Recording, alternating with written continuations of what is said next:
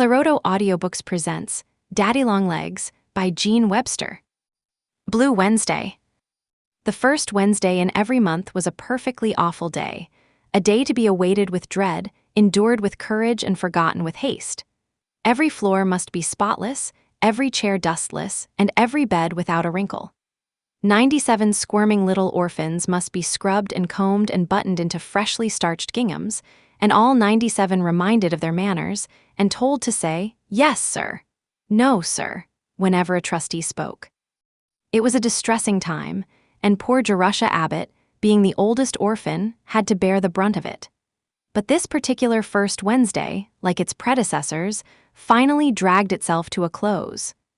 Jerusha escaped from the pantry, where she had been making sandwiches for the asylum's guests, and turned upstairs to accomplish her regular work. Her special care was room F, where 11 little tots, from 4 to 7, occupied 11 little cots set in a row. Jerusha assembled her charges, straightened their rumpled frocks, wiped their noses, and started them in an orderly and willing line toward the dining room to engage themselves for a blessed half-hour with bread and milk and prune pudding.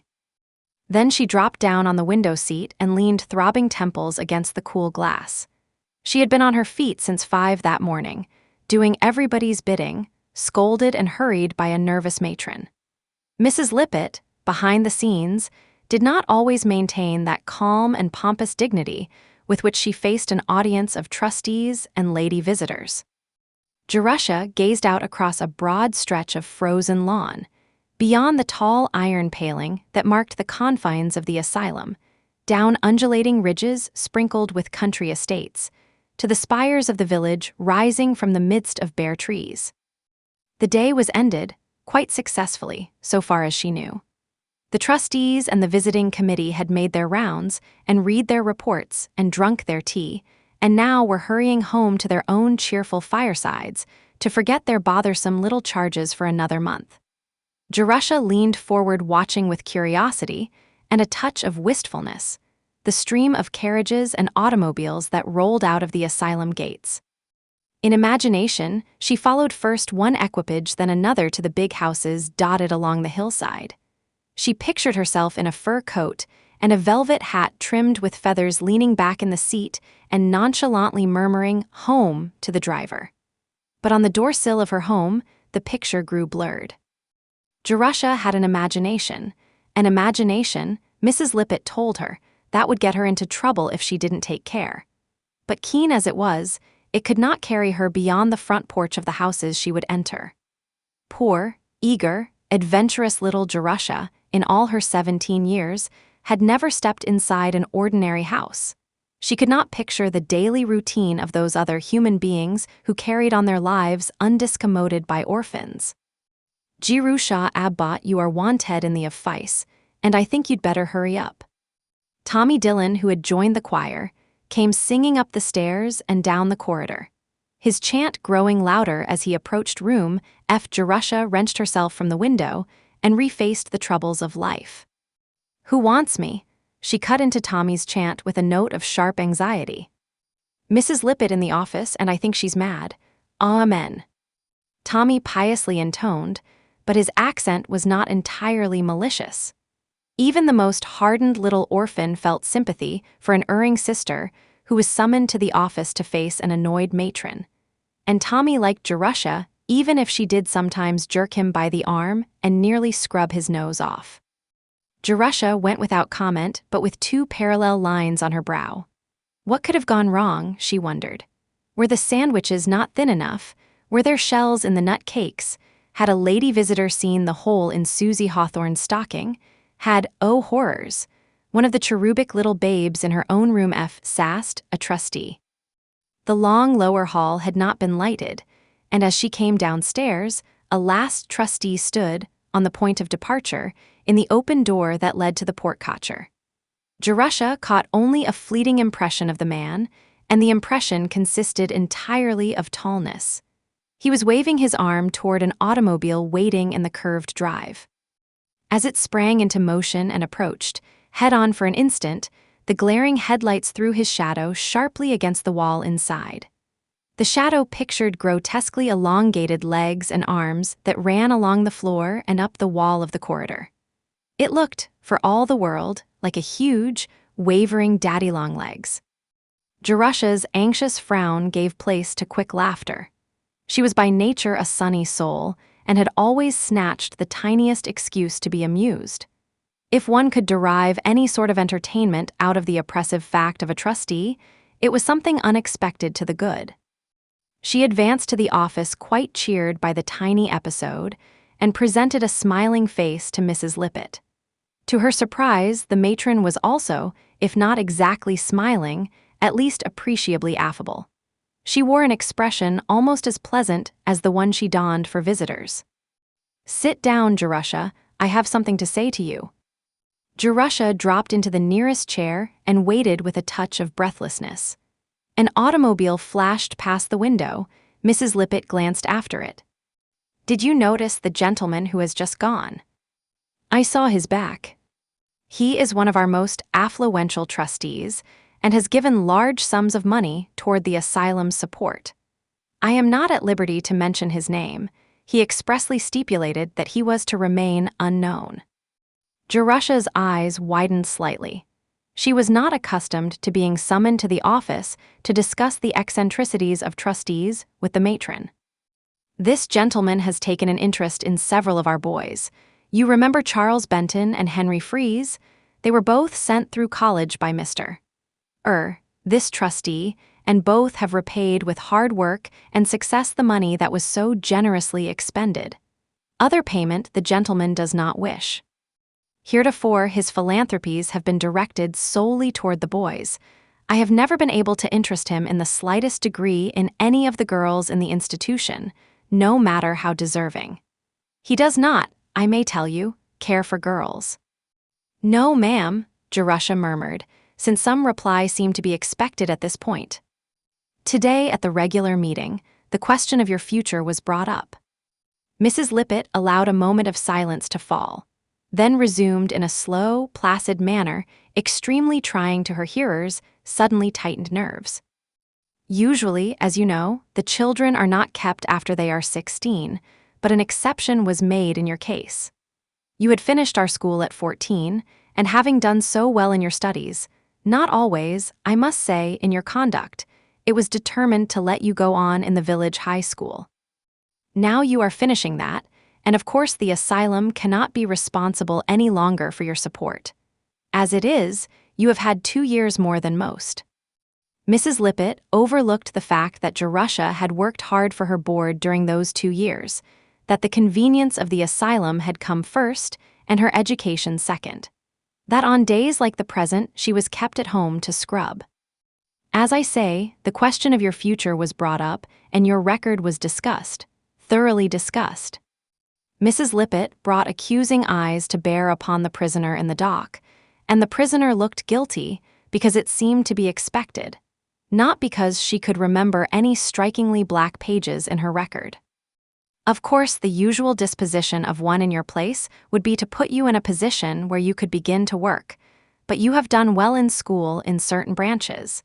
It seems that your work in English has even been brilliant.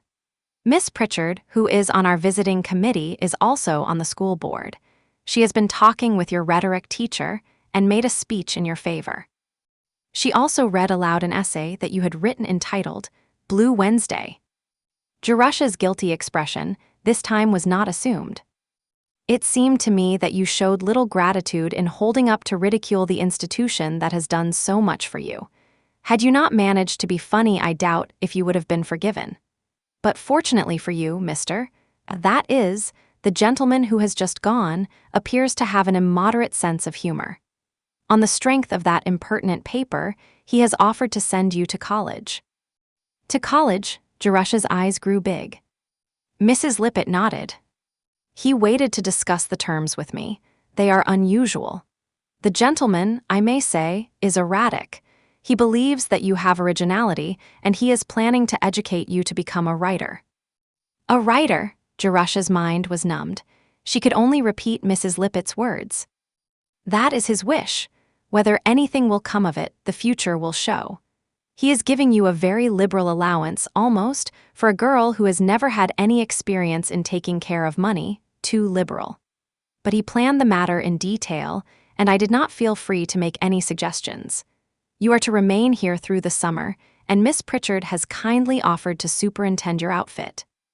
Your board and tuition will be paid directly to the college, and you will receive in addition during the 4 years you are there, an allowance of $35 a month. This will enable you to enter on the same standing as the other students.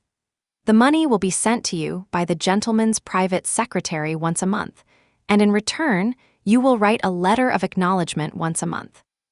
That is, you are not to thank him for the money. He doesn't care to have that mentioned, but you are to write a letter telling of the progress in your studies and the details of your daily life. Just such a letter as you would write to your parents if they were living. These letters will be addressed to Mr. John Smith and will be sent in care of the secretary. The gentleman's name is not John Smith, but he prefers to remain unknown. To you, he will never be anything but John Smith. His reason in requiring the letters is that he thinks nothing so fosters facility in literary expression as letter writing. Since you have no family with whom to correspond, he desires you to write in this way. Also, he wishes to keep track of your progress. He will never answer your letters, nor in the slightest particular take any notice of them. He detests letter writing and does not wish you to become a burden. If any point should ever arise where an answer would seem to be imperative, such as in the event of your being expelled, which I trust will not occur, you may correspond with Mr. Griggs, his secretary. These monthly letters are absolutely obligatory on your part.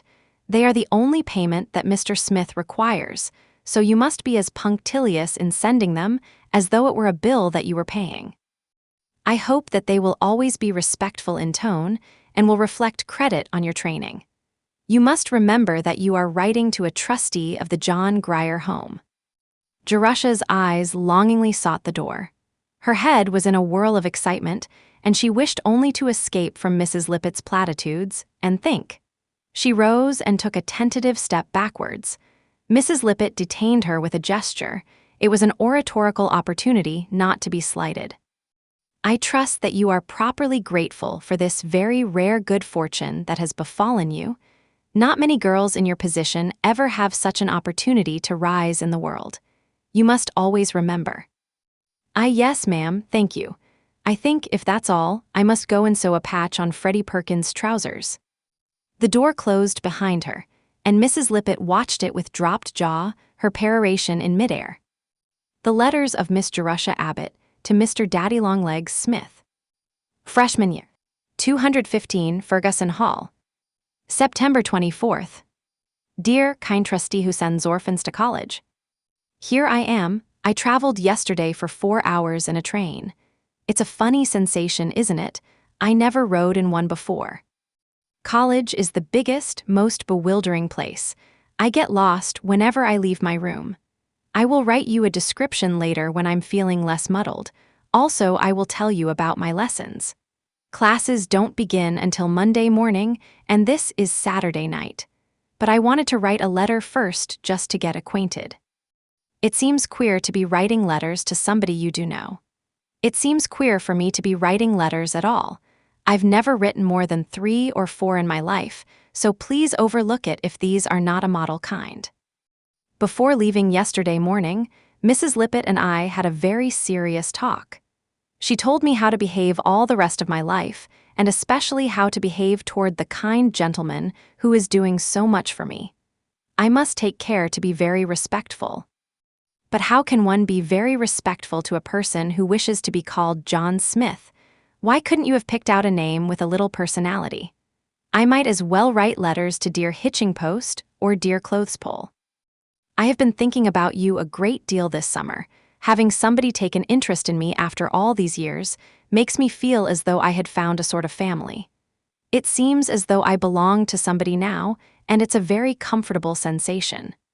I must say, however, that when I think about you, my imagination has very little to work upon. There are just 3 things that I know. 1, you are tall. 2, you are rich. 3, you hate girls. I suppose I might call you Dear Mr. Girl Hater. Only that's sort of insulting to me. Or Dear Mr. Rich Man, but that's insulting to you, as though money were the only important thing about you. Besides, being rich is such a very external quality. Maybe you won't stay rich all your life.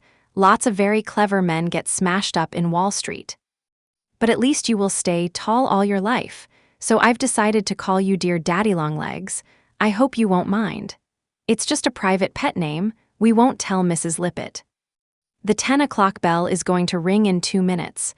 Our day is divided into sections by bells. We eat and sleep and study by bells.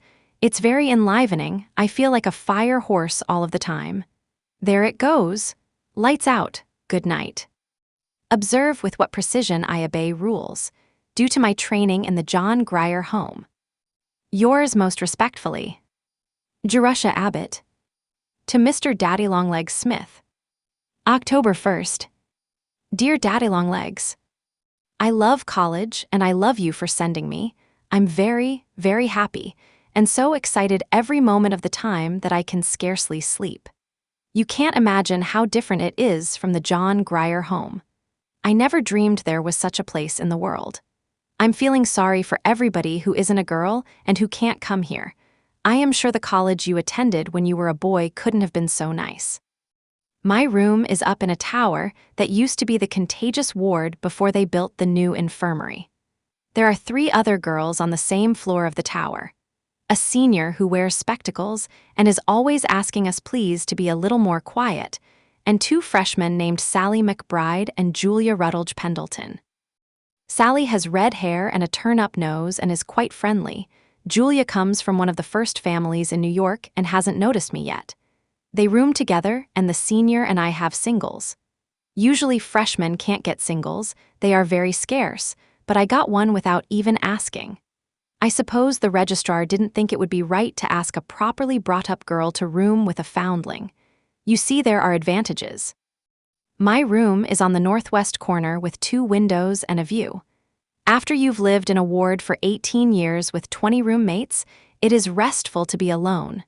This is the first chance I've ever had to get acquainted with Jerusha Abbott. I think I'm going to like her. Do you think you are? Tuesday. They are organizing the freshman basketball team, and there's just a chance that I shall make it. I'm little, of course, but terribly quick and wiry and tough. While the others are hopping about in the air, I can dodge under their feet and grab the ball. It's loads of fun practicing.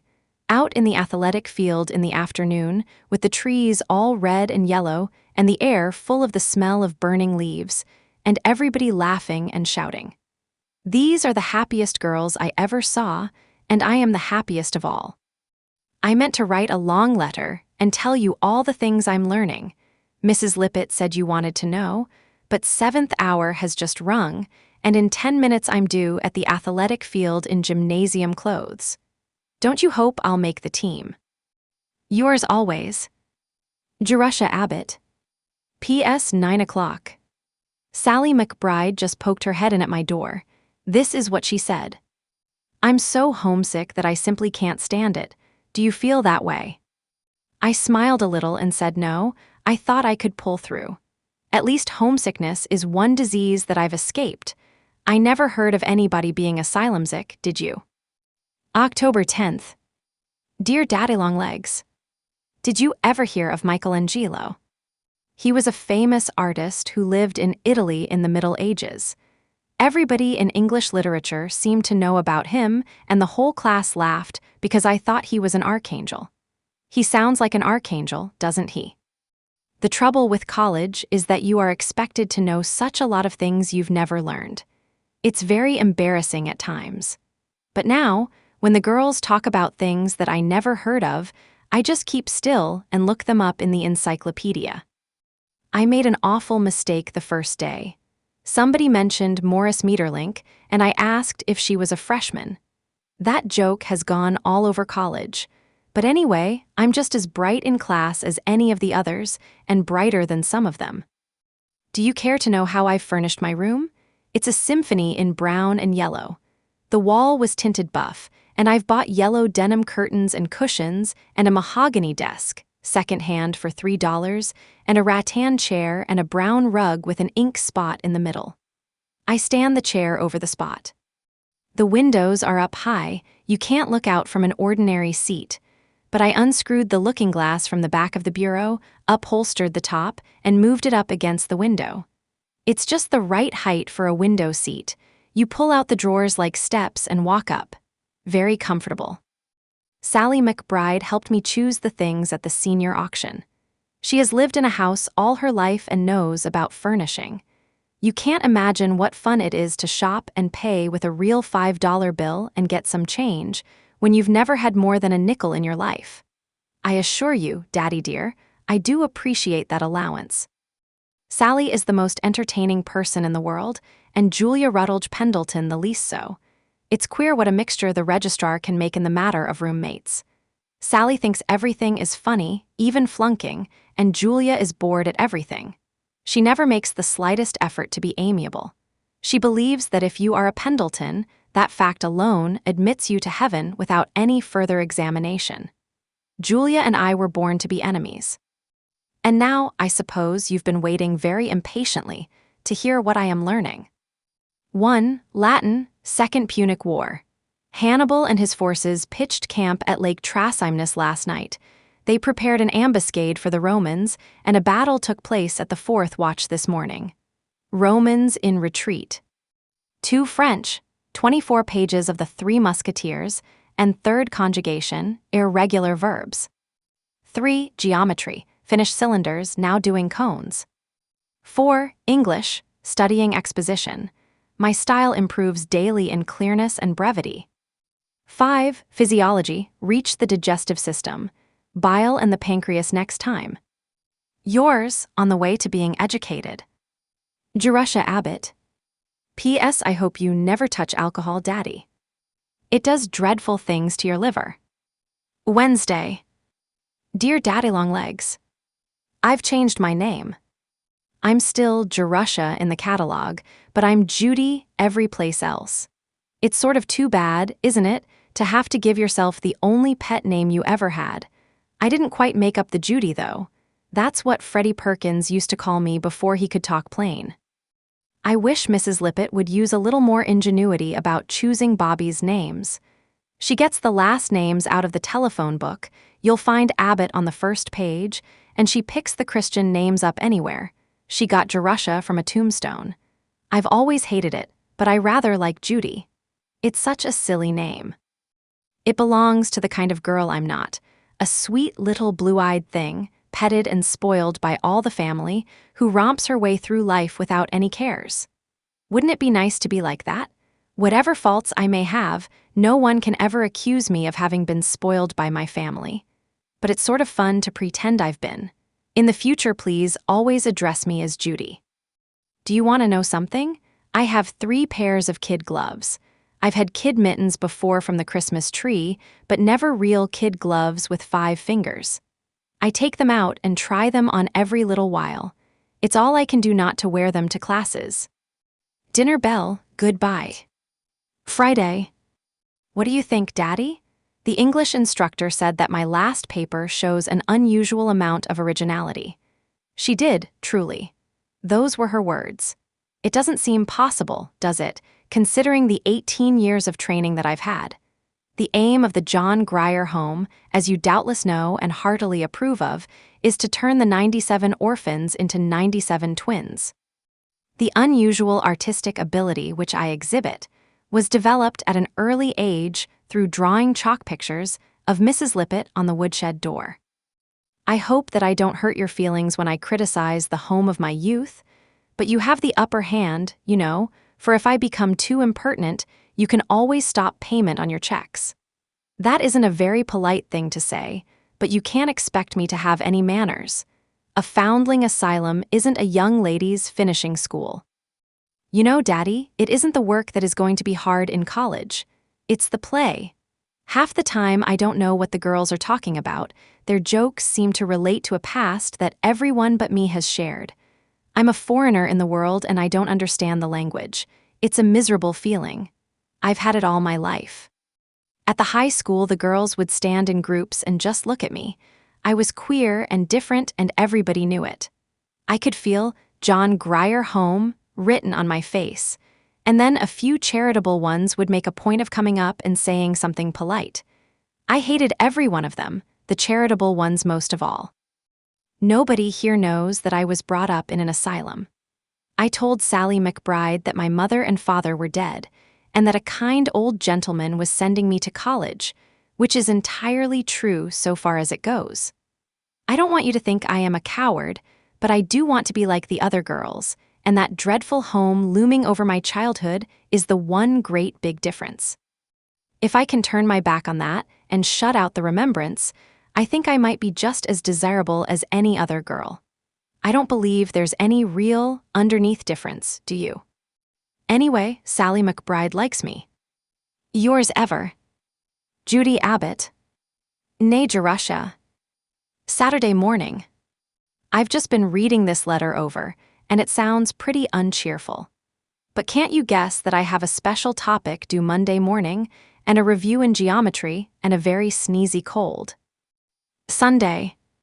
I forgot to mail this yesterday, so I will add an indignant postscript. We had a bishop this morning, and what do you think he said? The most beneficent promise made us in the Bible is this: the poor ye have always with you. They were put here in order to keep us charitable. The poor, please observe, being a sort of useful domestic animal. If I hadn't grown into such a perfect lady, I should have gone up after service and told him what I thought. October 25th.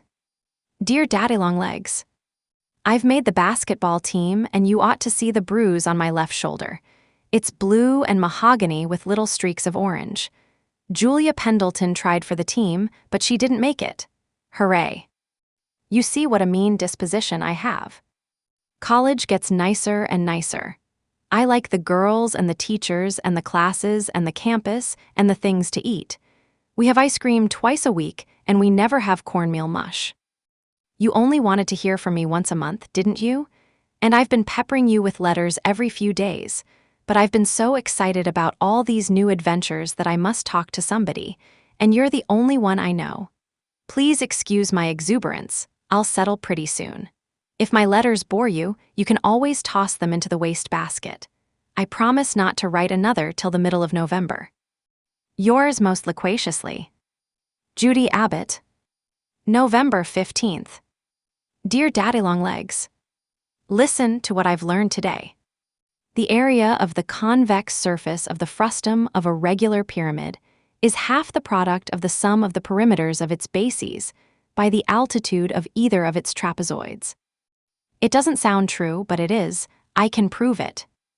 You've never heard about my clothes, have you, Daddy? 6 dresses, all new and beautiful and bought for me, not handed down from somebody bigger. Perhaps you don't realize what a climax that marks in the career of an orphan. You gave them to me, and I am very, very, very much obliged. It's a fine thing to be educated, but nothing compared to the dizzying experience of owning 6 new dresses. Miss Pritchard, who is on the visiting committee, picked them out, not Mrs. Lippett, thank goodness. I have an evening dress, pink mull-over silk, I'm perfectly beautiful in that, and a blue church dress, and a dinner dress of red veiling with oriental trimming, makes me look like a gypsy, and another of rose-colored chally, and a gray street suit, and an everyday dress for classes. That wouldn't be an awfully big wardrobe for Julia Rutledge Pendleton, perhaps, but for Jerusha Abbott, oh my. I suppose you're thinking now, what a frivolous, shallow little beast she is, and what a waste of money to educate a girl. But Daddy, if you'd been dressed in checked ginghams all your life, you'd appreciate how I feel. And when I started to the high school, I entered upon another period even worse than the checked ginghams. The poor box. You can't know how I dreaded appearing in school in those miserable poor box dresses. I was perfectly sure to be put down in class next to the girl who first owned my dress, and she would whisper and giggle and point it out to the others. The bitterness of wearing your enemies' cast-off clothes eats into your soul. If I wore silk stockings for the rest of my life, I don't believe I could obliterate the scar. Latest war bulletin. News from the scene of action. At the 4th watch on Thursday, the 13th of November, Hannibal routed the advance guard of the Romans and led the Carthaginian forces over the mountains into the plains of Casilinum. A cohort of light-armed Numidians engaged the infantry of Quintus Fabius Maximus. 2 battles and light skirmishing. Romans repulsed with heavy losses. I have the honor of being your special correspondent from the front. J. Abbott. P.S. I know I'm not to expect any letters in return, and I've been warned not to bother you with questions. But tell me, Daddy, just this once, are you awfully old or just a little old? And are you perfectly bald or just a little bald? It is very difficult thinking about you in the abstract like a theorem in geometry. Given a tall, rich man who hates girls, but is very generous to one quite impertinent girl, what does he look like? RSVP. December 19th. Dear Daddy-long-legs, you never answered my question, and it was very important. Are you bald? I have it planned exactly what you look like, very satisfactorily, until I reach the top of your head, and then I am stuck. I can't decide whether you have white hair or black hair or sort of sprinkly gray hair or maybe none at all. Here is your portrait. But the problem is, shall I add some hair? Would you like to know what color your eyes are? They're gray, and your eyebrows stick out like a porch roof beetling. They're called in novels. And your mouth is a straight line with a tendency to turn down at the corners. Oh, you see, I know, you're a snappy old thing with a temper. Chapel bell. 9:45 p.m. I have a new unbreakable rule. Never to study at night no matter how many written reviews are coming in the morning. Instead, I read just plain books. I have to, you know, because there are 18 blank years behind me. You wouldn't believe, Daddy, what an abyss of ignorance my mind is. I am just realizing the depths myself. The things that most girls with a properly assorted family and a home and friends and a library know by absorption, I have never heard of. For example, I never read Mother Goose or David Copperfield or Ivanhoe or Cinderella or Bluebeard or Robinson Crusoe or Jane Eyre or Alice in Wonderland or a word of Rudyard Kipling. I didn't know that Henry VIII was married more than once or that Shelley was a poet. I didn't know that people used to be monkeys and that the Garden of Eden was a beautiful myth. I didn't know that RLS stood for Robert Louis Stevenson or that George Eliot was a lady. I had never seen a picture of the Mona Lisa, and it's true, but you won't believe it, I had never heard of Sherlock Holmes. Now, I know all of these things and a lot of others besides, but you can see how much I need to catch up. And oh, but it's fun. I look forward all day to evening, and then I put an engaged on the door and get into my nice red bathrobe and furry slippers and pile all the cushions behind me on the couch and light the brass student lamp at my elbow and read and read and read. One book isn't enough. I have 4 going at once. Just now, they're Tennyson's poems and Vanity Fair and Kipling, Plain Tailies and Don't Laugh, Little Women. I find that I am the only girl in college who wasn't brought up on Little Women. I haven't told anybody, though, that would stamp me as queer. I just quietly went and bought it with $1.12 of my last month's allowance, and the next time somebody mentions pickled limes, I'll know what she is talking about. 10 o'clock bell. This is a very interrupted letter. Saturday. Sir, I have the honor to report fresh explorations in the field of geometry. On Friday last, we abandoned our former works in parallelepipeds and proceeded to truncated prisms. We are finding the road rough and very uphill. Sunday. The Christmas holidays begin next week, and the trunks are up. The corridors are so cluttered that you can hardly get through, and everybody is so bubbling over with excitement that studying is getting left out. I'm going to have a beautiful time and vacation. There's another freshman who lives in Texas staying behind, and we are planning to take long walks and, if there's any ice, learn to skate. Then there is still the whole library to be read and 3 empty weeks to do it in. Goodbye, Daddy. I hope that you are feeling as happy as I am. Yours ever, Judy. P.S. Don't forget to answer my question. If you don't want the trouble of writing, have your secretary telegraph. He can just say, Mr. Smith is quite bald, or Mr. Smith is not bald, or Mr. Smith has white hair. And you can deduct the 25 cents out of my allowance. Goodbye till January, and a Merry Christmas. Toward the end of the Christmas vacation. Exact date unknown. Dear Daddy-long-legs, is it snowing where you are? All the world that I see from my tower is draped in white, and the flakes are coming down as big as popcorn. It's late afternoon, the sun is just setting, a cold yellow color, behind some colder violet hills, and I am up in my window seat using the last light to write to you. Your 5 gold pieces were a surprise. I'm not used to receiving Christmas presents. You have already given me such lots of things, everything I have, you know, that I don't quite feel that I deserve extras. But I like them just the same. Do you want to know what I bought with my money? 1. A silver watch in a leather case to wear on my wrist and get me to recitations on time. 2. Matthew Arnold's poems. 3. A hot water bottle. 4. A steamer rug. My tower is cold. 5. 500 sheets of yellow manuscript paper. I'm going to commence being an author pretty soon. 6. A dictionary of synonyms, to enlarge the author's vocabulary. 7. I don't much like to confess this last item, but I will. A pair of silk stockings. And now, Daddy, never say I don't tell all. It was a very low motive, if you must know it, that prompted the silk stockings. Julia Pendleton comes into my room to do geometry, and she sits cross-legged on the couch and wears silk stockings every night. But just wait, as soon as she gets back from vacation, I shall go in and sit on her couch in my silk stockings. You see, Daddy, the miserable creature that I am, but at least I'm honest. And you knew already, from my asylum record, that I wasn't perfect, didn't you? To recapitulate, that's the way the English instructor begins every other sentence. I am very much obliged for my 7 presents.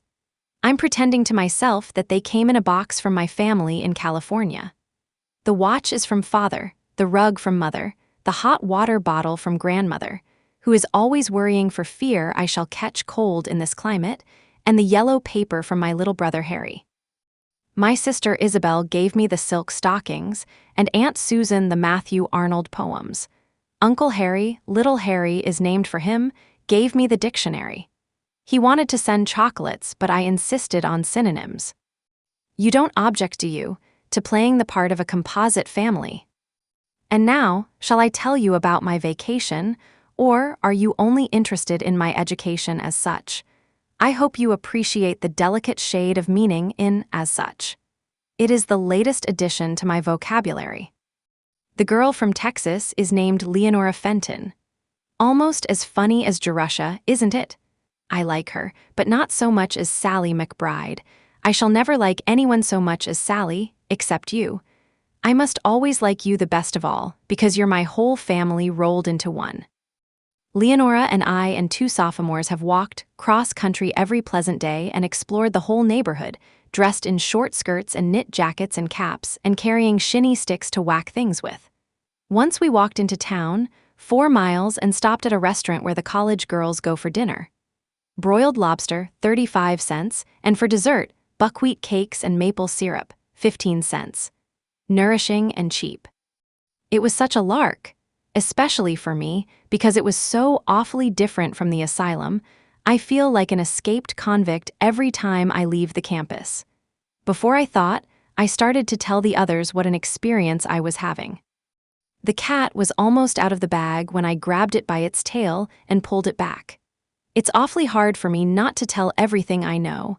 I'm a very confiding soul by nature. If I didn't have you to tell things to, I'd burst. We had a molasses candy pull last Friday evening, given by the house matron of Ferguson to the left-behinds in the other halls. There were 22 of us altogether, freshmen and sophomores and juniors and seniors, all united in amicable accord. The kitchen is huge, with copper pots and kettles hanging in rows on the stone wall, the littlest casserole among them about the size of a wash boiler. 400 girls live in Ferguson. The chef, in a white cap and apron, fetched out 22 other white caps and aprons.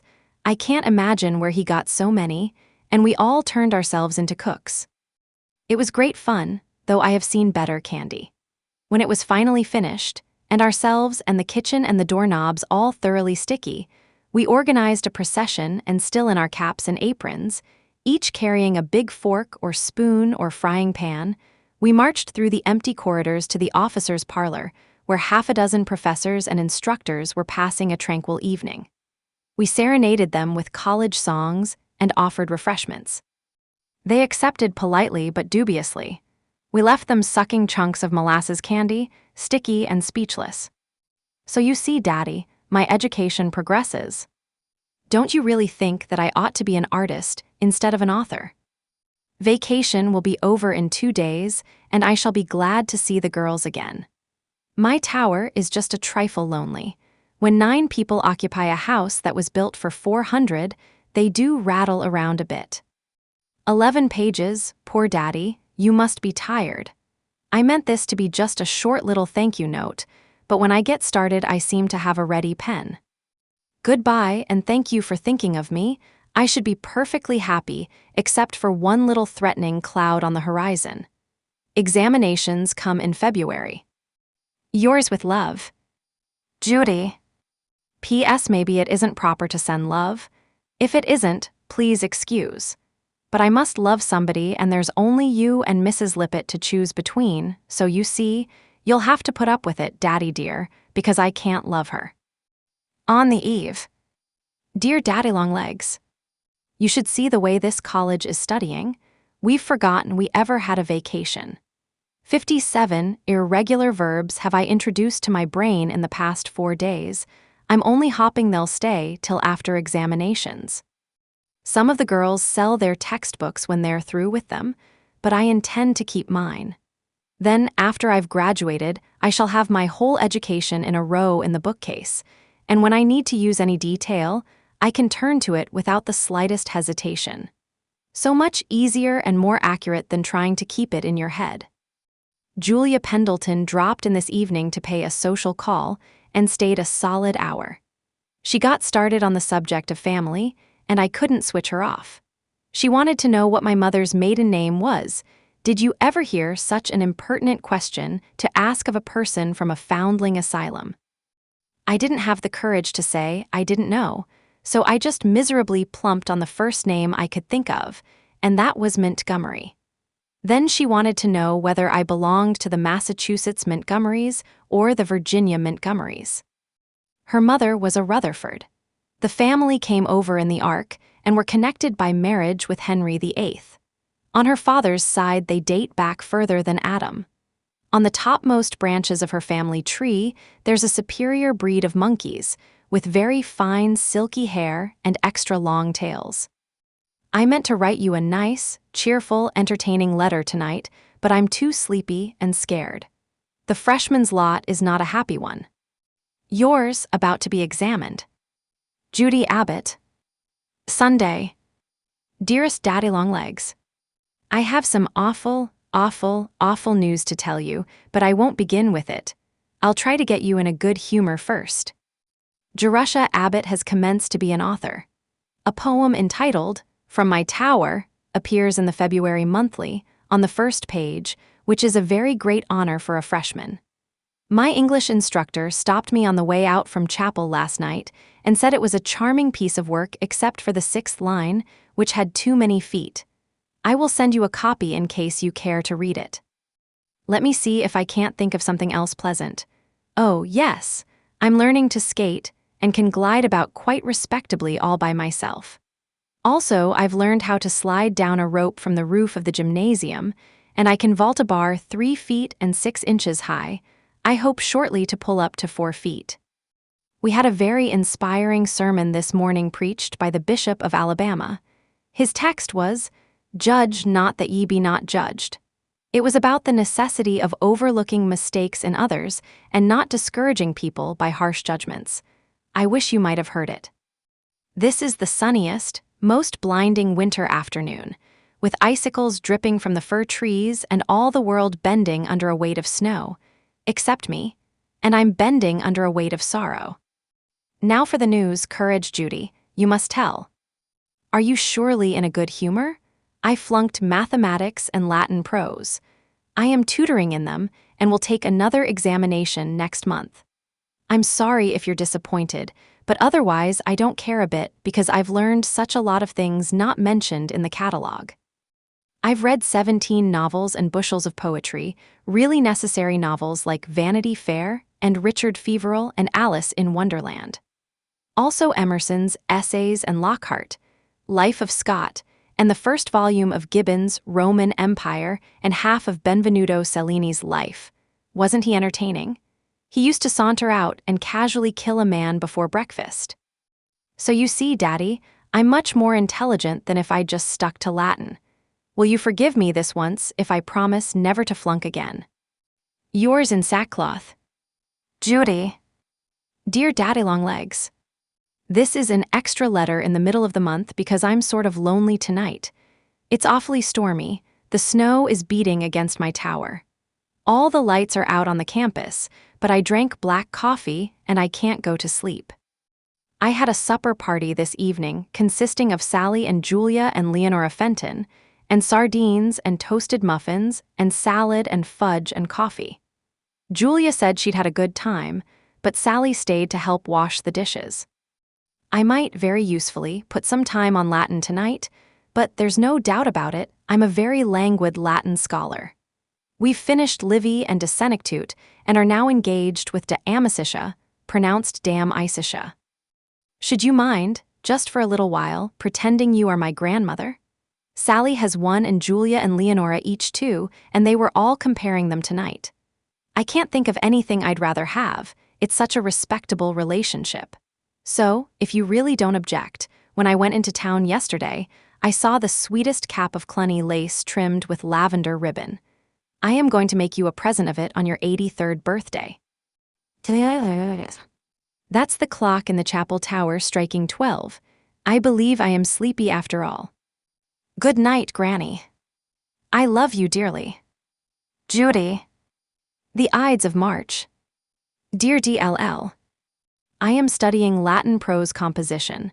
I have been studying it. I shall be studying it. I shall be about to have been studying it. My re-examination comes the 7th hour next Tuesday, and I am going to pass or bust. So you may expect to hear from me next, whole and happy and free from conditions, or in fragments. I will write a respectable letter when it's over. Tonight, I have a pressing engagement with the ablative absolute. Yours in evident haste. J.A. March 26th. Mr. D.L.L. Smith. Sir, you never answer any questions. You never show the slightest interest in anything I do. You are probably the horridest one of all those horrid trustees, and the reason you are educating me is, not because you care a bit about me, but from a sense of duty. I don't know a single thing about you. I don't even know your name. It is very uninspiring writing to a thing. I haven't a doubt but that you throw my letters into the wastebasket without reading them. Hereafter I shall write only about work. My re-examinations in Latin and geometry came last week. I passed them both and am now free from conditions. Yours truly, Jerusha Abbott. April 2D. Dear Daddy-long-legs, I am a beast. Please forget about that dreadful letter I sent you last week. I was feeling terribly lonely and miserable and sore-throaty the night I wrote. I didn't know it, but I was just coming down with tonsillitis and grip and lots of things mixed. I'm in the infirmary now and have been here for 6 days. This is the first time they would let me sit up and have a pen and paper. The head nurse is very bossy, but I've been thinking about it all the time and I shan't get well until you forgive me. Here is a picture of the way I look, with a bandage tied around my head in rabbit's ears. Doesn't that arouse your sympathy? I am having sublingual gland swelling, and I've been studying physiology all the year without ever hearing of sublingual glands. How futile a thing is education. I can't write anymore. I get sort of shaky when I sit up too long. Please forgive me for being impertinent and ungrateful. I was badly brought up. Yours with love, Judy Abbott. The Infirmary. April 4th. Dearest Daddy Longlegs, yesterday evening just toward dark, when I was sitting up in bed looking out at the rain and feeling awfully bored with life in a great institution, the nurse appeared with a long white box addressed to me and filled with the loveliest pink rosebuds. And much nicer still, it contained a card with a very polite message written in a funny little uphill backhand, but one which shows a great deal of character. Thank you, Daddy, 1,000 times. Your flowers make the first real, true present I ever received in my life. If you want to know what a baby I am, I lay down and cried because I was so happy. Now that I am sure you read my letters, I'll make them much more interesting, so they'll be worth keeping in a safe with red tape around them.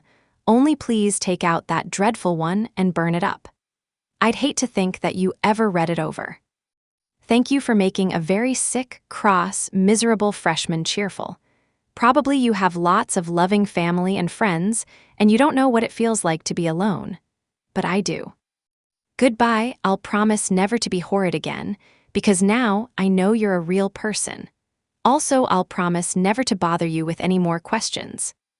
Do you still hate girls? Yours forever, Judy. 8th hour Monday. Dear Daddy Longlegs, I hope you aren't the trustee who sat on the toad. It went off, I was told, with quite a pop, so probably he was a fatter trustee. Do you remember the little dugout places with gratings over them by the laundry windows in the John Grier Home? Every spring when the hoptoad season opened, we used to form a collection of toads and keep them in those window holes. And occasionally they would spill over into the laundry, causing a very pleasurable commotion on wash days. We were severely punished for our activities in this direction, but in spite of all discouragement, the toads would collect. And one day, well, I won't bore you with particulars, but somehow, one of the fattest, biggest, juiciest toads got into one of those big leather armchairs in the trustees' room, and that afternoon at the trustees' meeting, but I dare say you were there and recall the rest. Looking back dispassionately after a period of time, I will say that punishment was merited, and, if I remember rightly, adequate. I don't know why I am in such a reminiscent mood, except that spring and the reappearance of toads always awakens the old acquisitive instinct. The only thing that keeps me from starting a collection is the fact that no rule exists against it. After chapel, Thursday. What do you think is my favorite book? Just now, I change every 3 days. Wuthering Heights. Emily Bronte was quite young when she wrote it and had never been outside of Haworth Churchyard. She had never known any men in her life. How could she imagine a man like Heathcliff? I couldn't do it, and I'm quite young and never outside the John Grier Asylum. I've had every chance in the world. Sometimes a dreadful fear comes over me that I'm not a genius.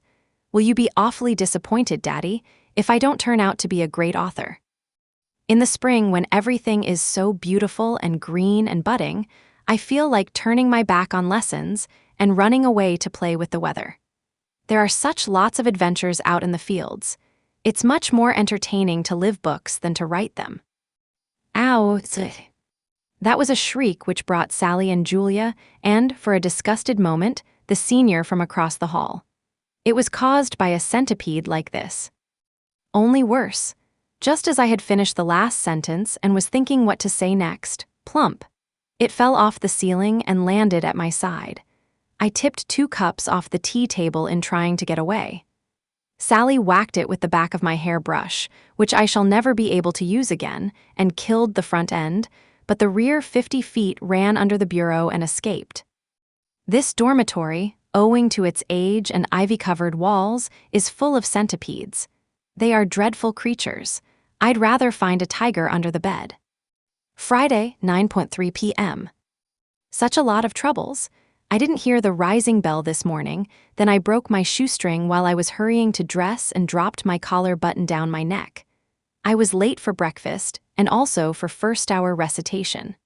I forgot to take any blotting paper and my fountain pen leaked. In trigonometry, the professor and I had a disagreement touching a little matter of logarithms. On looking it up, I find that she was right. We had mutton stew and pie plant for lunch. Hate 'em both. They taste like the asylum. Nothing but bills in my mail, though I must say that I never do get anything else. My family are not the kind that write. In English class this afternoon we had an unexpected written lesson. This was it. I asked no other thing, no other was denied. I offered being for it, the mighty merchant smiled. Brazil, he twirled a button without a glance my way. But madam, is there nothing else that we can show today? That is a poem. I don't know who wrote it or what it means. It was simply printed out on the blackboard when we arrived, and we were ordered to comment upon it. When I read the first verse, I thought I had an idea. The mighty merchant was a divinity who distributes blessings in return for virtuous deeds. But when I got to the second verse and found him twirling a button, it seemed a blasphemous supposition, and I hastily changed my mind. The rest of the class was in the same predicament, and there we sat for 3/4 of an hour with blank paper and equally blank minds. Getting an education is an awfully wearing process. But this didn't end the day, there's worse to come. It rained, so we couldn't play golf, but had to go to gymnasium instead. The girl next to me banged my elbow with an Indian club. I got home to find that the box with my new blue spring dress had come, and the skirt was so tight that I couldn't sit down. Friday is sweeping day, and the maid had mixed all the papers on my desk. We had tombstone for dessert, milk and gelatin flavored with vanilla. We were kept in chapel 20 minutes later than usual to listen to a speech about womanly women. And then, just as I was settling down with a sigh of well-earned relief to the portrait of a lady, a girl named Ackerley, a dough-faced, deadly, unintermittently stupid girl, who sits next to me in Latin because her name begins with a "I wish Mrs. Lippett had named me Zabriskie," came to ask if Monday's lesson commenced at paragraph 69 or 70 and stayed 1 hour. She has just gone. Did you ever hear of such a discouraging series of events? It isn't the big troubles in life that require character. Anybody can rise to a crisis and face a crushing tragedy with courage, but to meet the petty hazards of the day with a laugh, I really think that requires spirit. It's the kind of character that I am going to develop. I am going to pretend that all life is just a game which I must play as skillfully and fairly as I can. If I lose, I am going to shrug my shoulders and laugh, also if I win. Anyway, I am going to be a sport. You will never hear me complain again, Daddy dear, because Julia wears silk stockings and centipedes drop off the wall.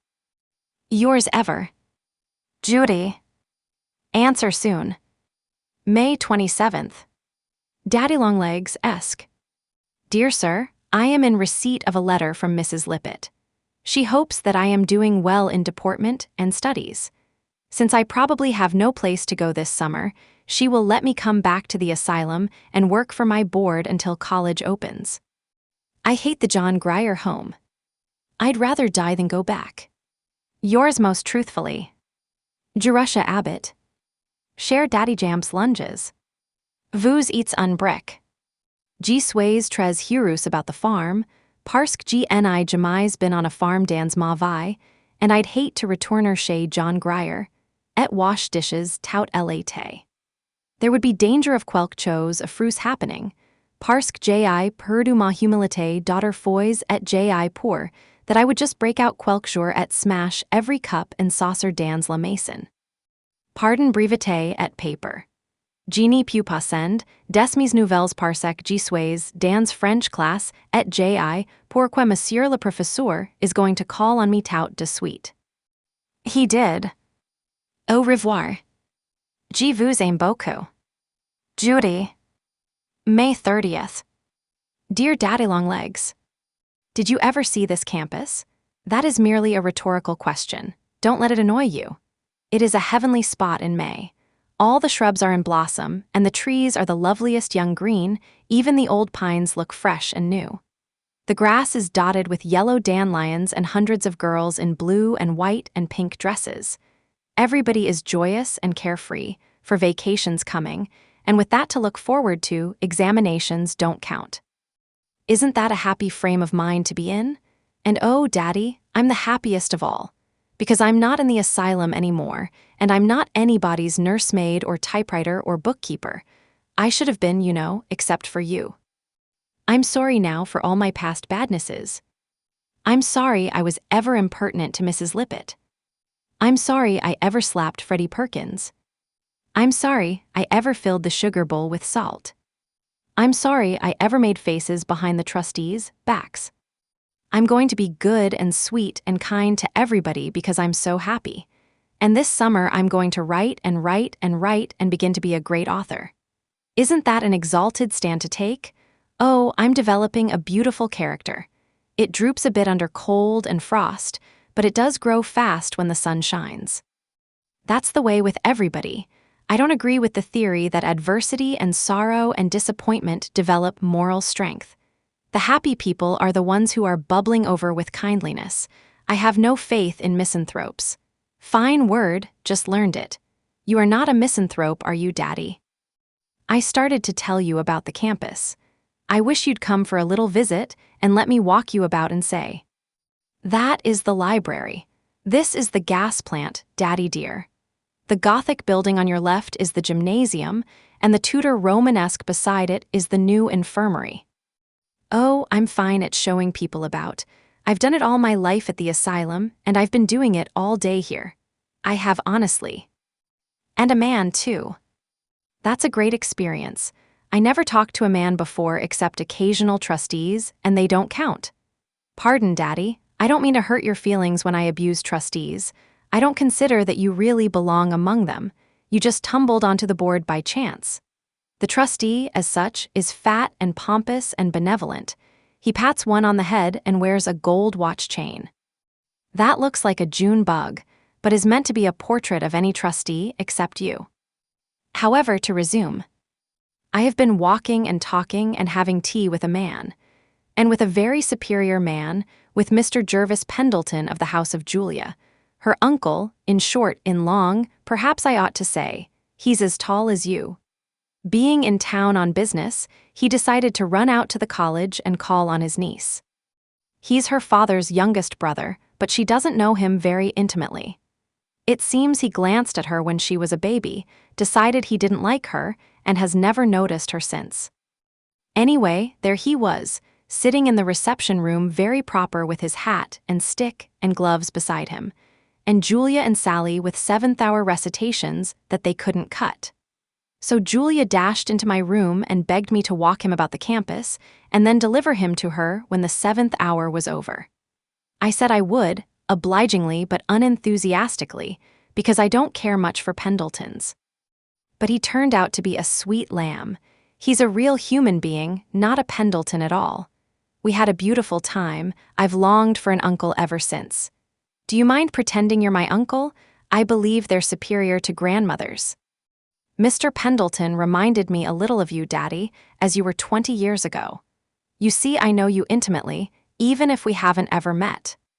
He's tall and thinnish with a dark face all over lines, and the funniest underneath smile that never quite comes through, but just wrinkles up the corners of his mouth. And he has a way of making you feel right off as though you'd known him a long time. He's very companionable. We walked all over the campus from the quadrangle to the athletic grounds. Then he said he felt weak and must have some tea. He proposed that we go to College Inn. It's just off the campus by the Pine Walk. I said we ought to go back for Julia and Sally, but he said he didn't like to have his nieces drink too much tea. It made them nervous. So we just ran away and had tea and muffins and marmalade and ice cream and cake at a nice little table out on the balcony. The inn was quite conveniently empty, this being the end of the month and allowances low. We had the jolliest time, but he had to run for his train the minute he got back, and he barely saw Julia at all. She was furious with me for taking him off. It seems he's an unusually rich and desirable uncle. It relieved my mind to find he was rich, for the tea and things cost 60 cents apiece. This morning, it's Monday now, 3 boxes of chocolates came by express for Julia and Sally and me. What do you think of that? To be getting candy from a man. I begin to feel like a girl instead of a foundling. I wish you'd come and take tea someday and let me see if I like you, but wouldn't it be dreadful if I did? However, I know I should. Bien, I make you my compliments. Jamais genie t'oublierai. Judy. P.S. I looked in the glass this morning and found a perfectly new dimple that I'd never seen before. It's very curious. Where do you suppose it came from? June 9th. Dear Daddy-long-legs. Happy day, I've just finished my last examination, physiology. And now? 3 months on a farm. I don't know what kind of a thing a farm is. I've never been on one in my life. I've never even looked at one except from the car window, but I know I'm going to love it, and I'm going to love being free. I am not used even yet to being outside the John Grier Home. Whenever I think of it, excited little thrills chase up and down my back. I feel as though I must run faster and faster and keep looking over my shoulder to make sure that Mrs. Lippett isn't after me with her arms stretched out to grab me back. I don't have to mind anyone this summer, do I? Your nominal authority doesn't annoy me in the least. You are too far away to do any harm. Mrs. Lippett is dead forever, so far as I am concerned, and the Semples aren't expected to overlook my moral welfare, are they? No, I am sure not. I am entirely grown up. Hooray. I leave you now to pack a trunk, and 3 boxes of tea kettles and dishes, and sofa cushions and books. Yours ever, Judy. P.S. Here is my physiology exam. Do you think you could have passed? Lock Willow Farm. Saturday night. Dearest Daddy-long-legs. I've only just come and I'm not unpacked, but I can't wait to tell you how much I like farms. This is a heavenly, heavenly, heavenly spot. The house is square like this. And old, 100 years or so. It has a veranda on the side which I can't draw and a sweet porch in front. The picture really doesn't do it justice. Those things that look like feather dusters are maple trees, and the prickly ones that border the drive are murmuring pines and hemlocks. It stands on the top of a hill and looks way off over miles of green meadows to another line of hills. That is the way Connecticut goes, in a series of Marcel waves, and Lock Willow Farm is just on the crest of one wave. The barns used to be across the road where they obstructed the view, but a kind flash of lightning came from heaven and burnt them down. The people are Mr. and Mrs. Semple and a hired girl and 2 hired men. The hired people eat in the kitchen, and the Semples and Judy in the dining room. We had ham and eggs and biscuits and honey and jelly cake and pie and pickles and cheese and tea for supper, and a great deal of conversation. I have never been so entertaining in my life. Everything I say appears to be funny. I suppose it is, because I've never been in the country before, and my questions are backed by an all-inclusive ignorance. The room marked with a cross is not where the murder was committed, but the one that I occupy. It's big and square and empty, with adorable old-fashioned furniture and windows that have to be propped up on sticks, and green shades trimmed with gold that fall down if you touch them. And a big square mahogany table. I'm going to spend the summer with my elbows spread out on it, writing a novel. Oh, Daddy, I'm so excited. I can't wait till daylight to explore. It's 8:3 now, and I am about to blow out my candle and try to go to sleep. We rise at 5. Did you ever know such fun? I can't believe this is really Judy. You and the good Lord give me more than I deserve. I must be a very, very, very good person to pay. I'm going to be, you'll see. Good night, Judy.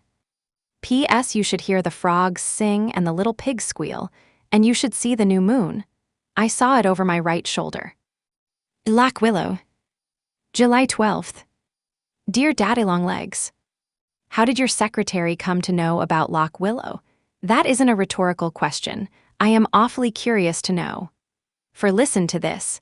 Mr. Jervis Pendleton used to own this farm, but now he has given it to Mrs. Semple, who was his old nurse.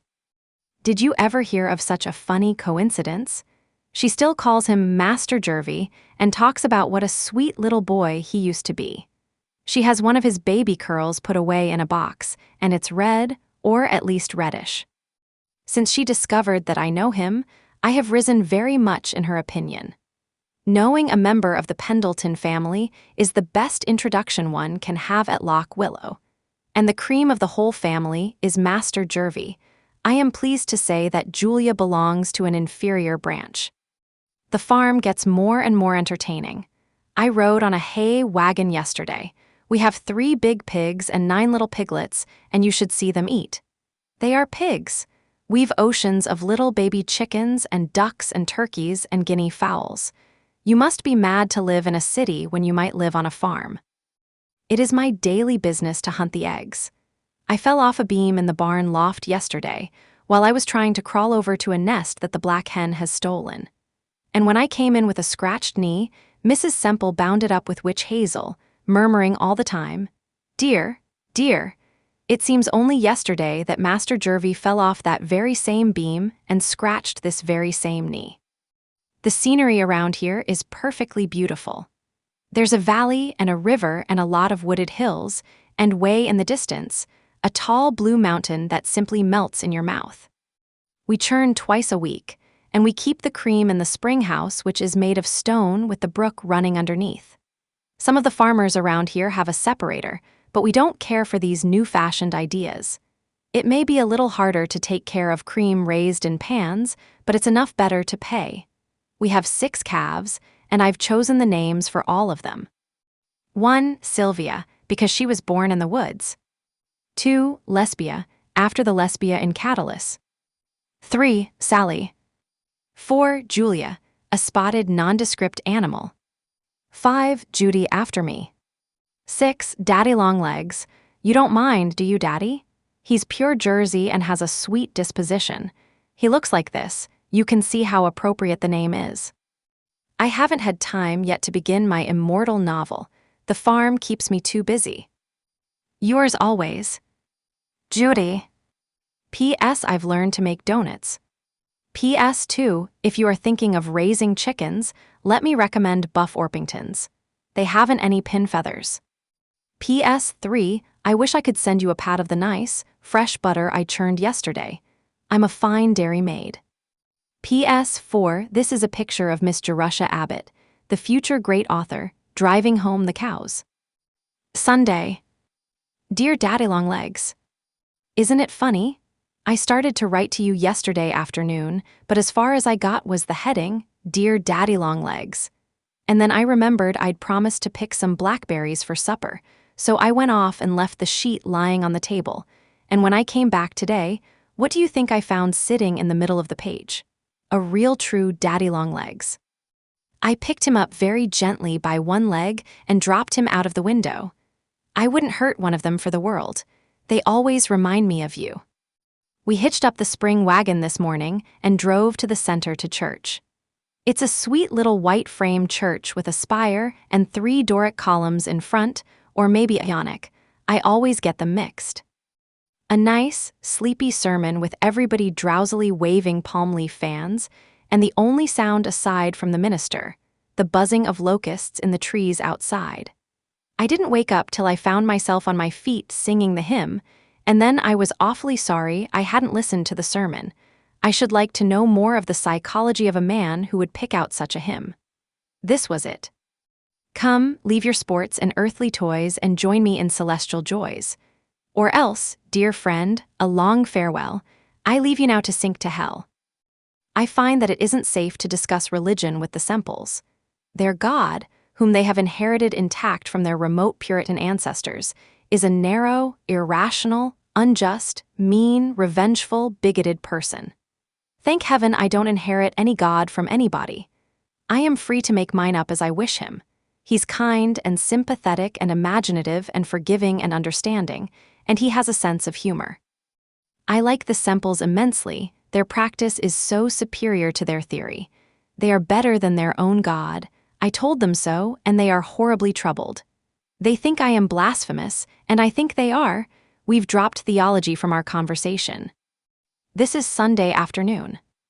Amasai, hired man in a purple tie and some bright yellow buckskin gloves, very red and shaved, has just driven off with Carrie, hired girl, in a big hat trimmed with red roses and a blue muslin dress, and her hair curled as tight as it will curl.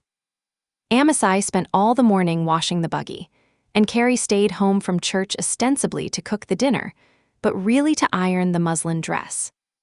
In 2 minutes more, when this letter is finished, I am going to settle down to a book which I found in the attic.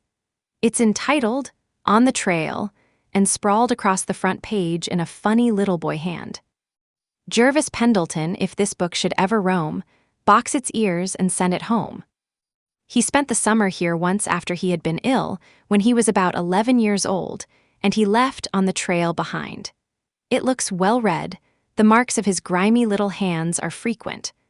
Also, in a corner of the attic, there is a water wheel and a windmill and some bows and arrows.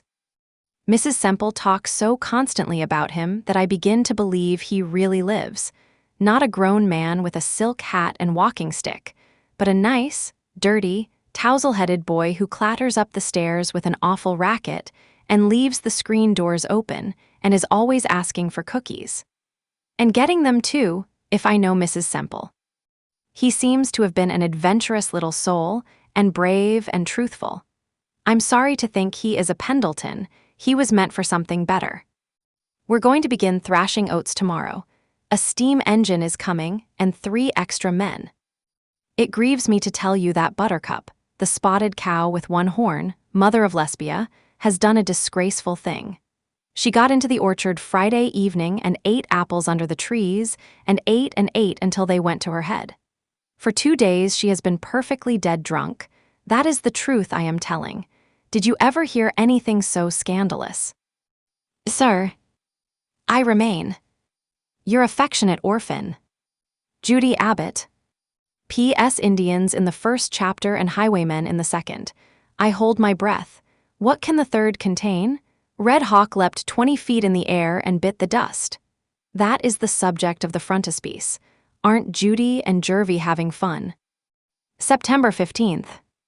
Dear Daddy, I was weighed yesterday on the flour scales in the general store at the Corners. I've gained 9 pounds. Let me recommend Lock Willow as a health resort.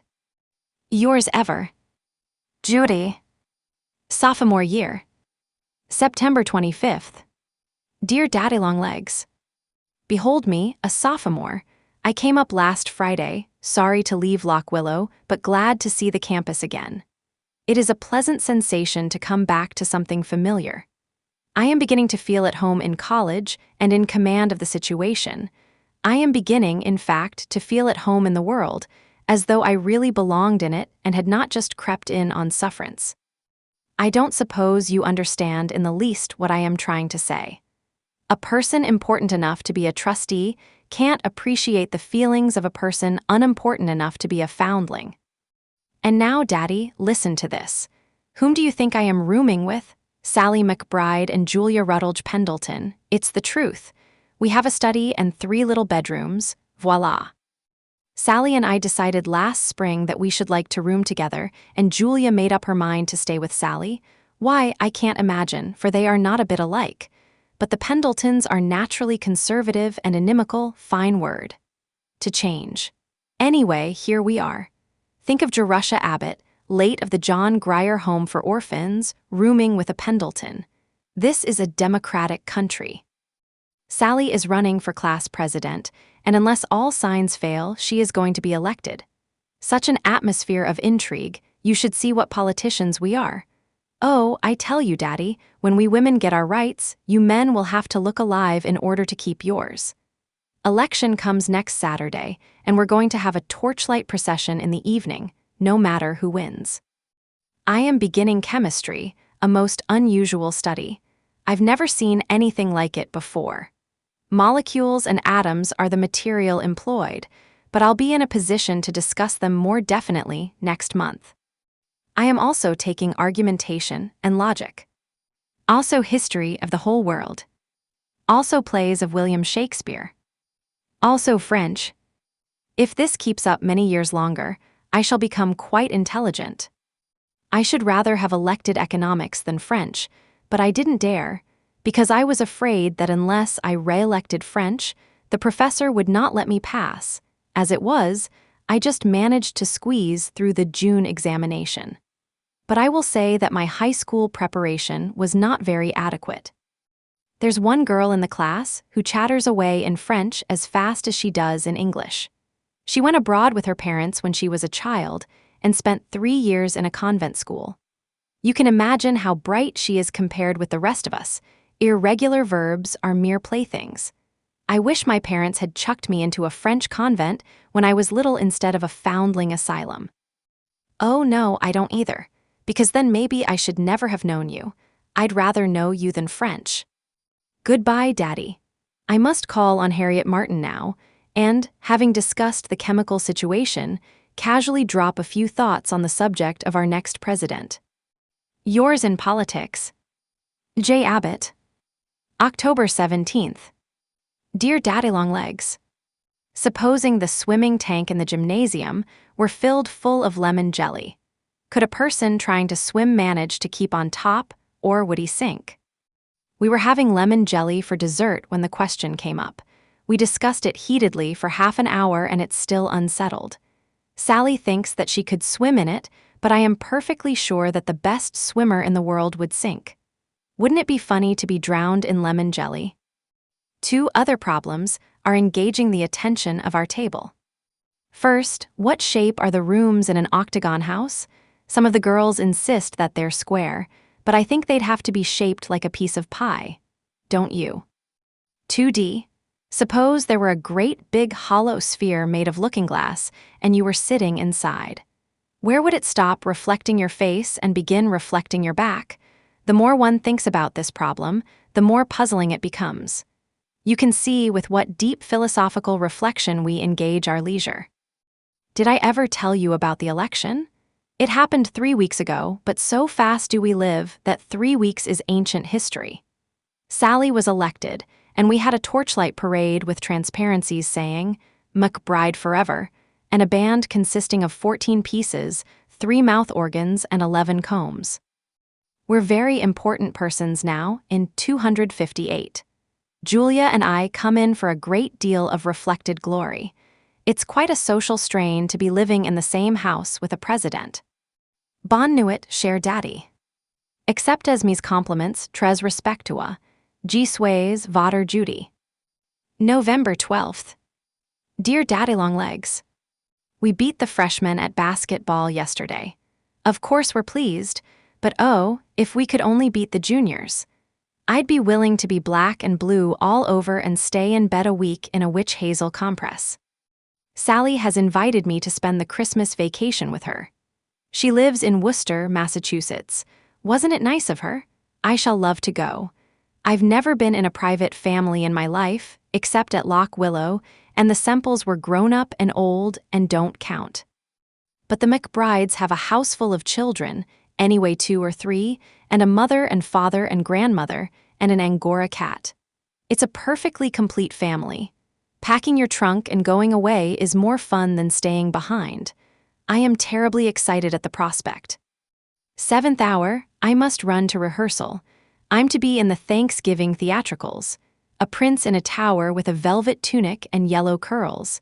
Isn't that a lark? Yours. J.A. Saturday. Do you want to know what I look like? Here's a photograph of all 3 that Leonora Fenton took. The light one who is laughing is Sally, and the tall one with her nose in the air is Julia, and the little one with the hair blowing across her face is Judy. She is really more beautiful than that, but the sun was in her eyes. Stonegate, Worcester, Mass. December 31st. Dear Daddy-long-legs, I meant to write to you before and thank you for your Christmas check, but life in the McBride household is very absorbing, and I don't seem able to find 2 consecutive minutes to spend at a desk. I bought a new gown, one that I didn't need, but just wanted. My Christmas present this year is from Daddy-long-legs. My family just sent love. I've been having the most beautiful vacation visiting Sally. She lives in a big, old-fashioned brick house with white trimmings set back from the street. Exactly the kind of house that I used to look at so curiously when I was in the John Grier Home and wonder what it could be like inside. I never expected to see with my own eyes, but here I am. Everything is so comfortable and restful and homelike. I walk from room to room and drink in the furnishings. It is the most perfect house for children to be brought up in, with shadowy nooks for hide and seek, and open fireplaces for popcorn, and an attic to romp in on rainy days, and slippery banisters with a comfortable flat knob at the bottom, and a great big sunny kitchen, and a nice fat, sunny cook who has lived in the family 13 years and always saves out a piece of dough for the children to bake. Just the sight of such a house makes you want to be a child all over again. And as for families, I never dreamed they could be so nice. Sally has a father and mother and grandmother, and the sweetest 3-year-old baby sister all over curls, and a medium-sized brother who always forgets to wipe his feet, and a big, good-looking brother named Jimmy, who is a junior at Princeton. We have the jolliest times at the table. Everybody laughs and jokes and talks at once, and we don't have to say grace beforehand. It's a relief not having to thank somebody for every mouthful you eat. I dare say I'm blasphemous, but you'd be too if you'd offered as much obligatory thanks as I have. Such a lot of things we've done, I can't begin to tell you about them. Mr. McBride owns a factory, and Christmas Eve he had a tree for the employees' children. It was in the long packing room, which was decorated with evergreens and holly. Jimmy McBride was dressed as Santa Claus, and Sally and I helped him distribute the presents. Dear me, Daddy, but it was a funny sensation. I felt as benevolent as a trustee of the John Grier Home. I kissed one sweet, sticky little boy, but I don't think I patted any of them on the head. And 2 days after Christmas, they gave a dance at their own house for me. It was the first really true ball I ever attended. College doesn't count where we dance with girls. I had a new white evening gown, your Christmas present, many thanks, and long white gloves and white satin slippers. The only drawback to my perfect, utter, absolute happiness was the fact that Mrs. Lippett couldn't see me leading the cotillion with Jimmy McBride. Tell her about it, please, the next time you visit the JGH. Yours ever, Judy Abbott. P.S. Would you be terribly displeased, Daddy, if I didn't turn out to be a great author after all, but just a plain girl? 6.3 Saturday. Dear Daddy, we started to walk to town today, but mercy, how it poured. I like winter to be winter with snow instead of rain. Julia's desirable uncle called again this afternoon and brought a 5-pound box of chocolates. There are advantages you see about rooming with Julia. Our innocent prattle appeared to amuse him, and he waited over a train in order to take tea in the study. And an awful lot of trouble we had getting permission. It's hard enough entertaining fathers and grandfathers, but uncles are a step worse. And as for brothers and cousins, they are next to impossible. Julia had to swear that he was her uncle before a notary public, and then have the county clerk's certificate attached. Don't I know a lot of law? And even then I doubt if we could have had our tea if the dean had chanced to see how youngish and good-looking Uncle Jervis is. Anyway, we had it with brown bread Swiss cheese sandwiches. He helped make them and then ate 4. I told him that I had spent last summer at Loch Willow, and we had a beautiful gossipy time about the Semples and the horses and cows and chickens. All the horses that he used to know are dead, except Grover, who was a baby colt at the time of his last visit, and poor Grove now is so old he can just limp about the pasture.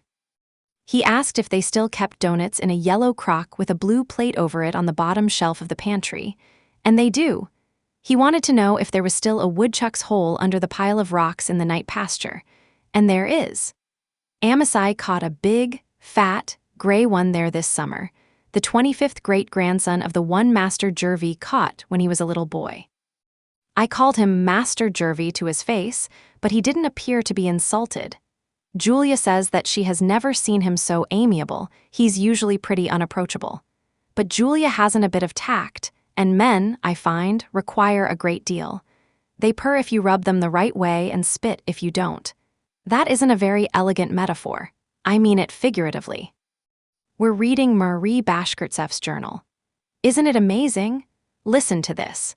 Last night I was seized by a fit of despair that found utterance in moans, and that finally drove me to throw the dining room clock into the sea. It makes me almost hope I'm not a genius.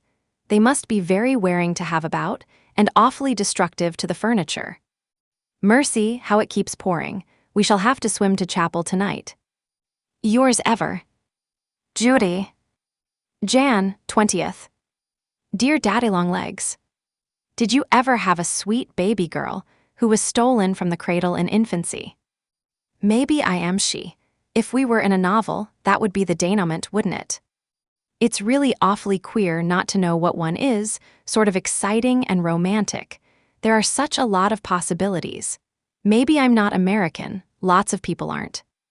I may be straight descended from the ancient Romans, or I may be a Viking's daughter, or I may be the child of a Russian exile and belong by rights in a Siberian prison, or maybe I'm a gypsy. I think perhaps I am. I have a very wandering spirit, though I haven't as yet had much chance to develop it. Do you know about that one scandalous blot in my career, the time I ran away from the asylum because they punished me for stealing cookies? It's down in the books free for any trustee to read. But really, Daddy, what could you expect? When you put a hungry little 9-year girl in the pantry scouring knives, with the cookie jar at her elbow, and go off and leave her alone, and then suddenly pop in again, wouldn't you expect to find her a bit crummy? And then, when you jerk her by the elbow and box her ears, and make her leave the table when the pudding comes, and tell all the other children that it's because she's a thief, wouldn't you expect her to run away? I only ran 4 miles. They caught me and brought me back, and every day for a week I was tied, like a naughty puppy, to a stake in the backyard while the other children were out at recess. Oh dear, there's the chapel bell, and after chapel I have a committee meeting. I'm sorry because I meant to write you a very entertaining letter this time. Auf Wiedersehen. Cher Daddy. Pax Tibi. Judy. P.S. There's one thing I'm perfectly sure of. I'm not a Chinaman. February 4th. Dear Daddy-long-legs, Jimmy McBride has sent me a Princeton banner as big as one end of the room. I am very grateful to him for remembering me, but I don't know what on earth to do with it. Sally and Julia won't let me hang it up. Our room this year is furnished in red, and you can imagine what an effect we'd have if I added orange and black.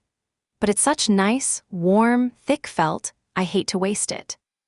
Would it be very improper to have it made into a bathrobe? My old one shrank when it was washed.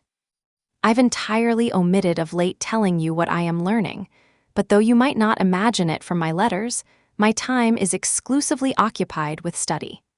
It's a very bewildering matter to get educated in 5 branches at once. The test of true scholarship, says chemistry professor, is a painstaking passion for detail. Be careful not to keep your eyes glued to detail, says history professor. Stand far enough away to get a perspective on the whole. You can see with what nicety we have to trim our sails between chemistry and history. I like the historical method best.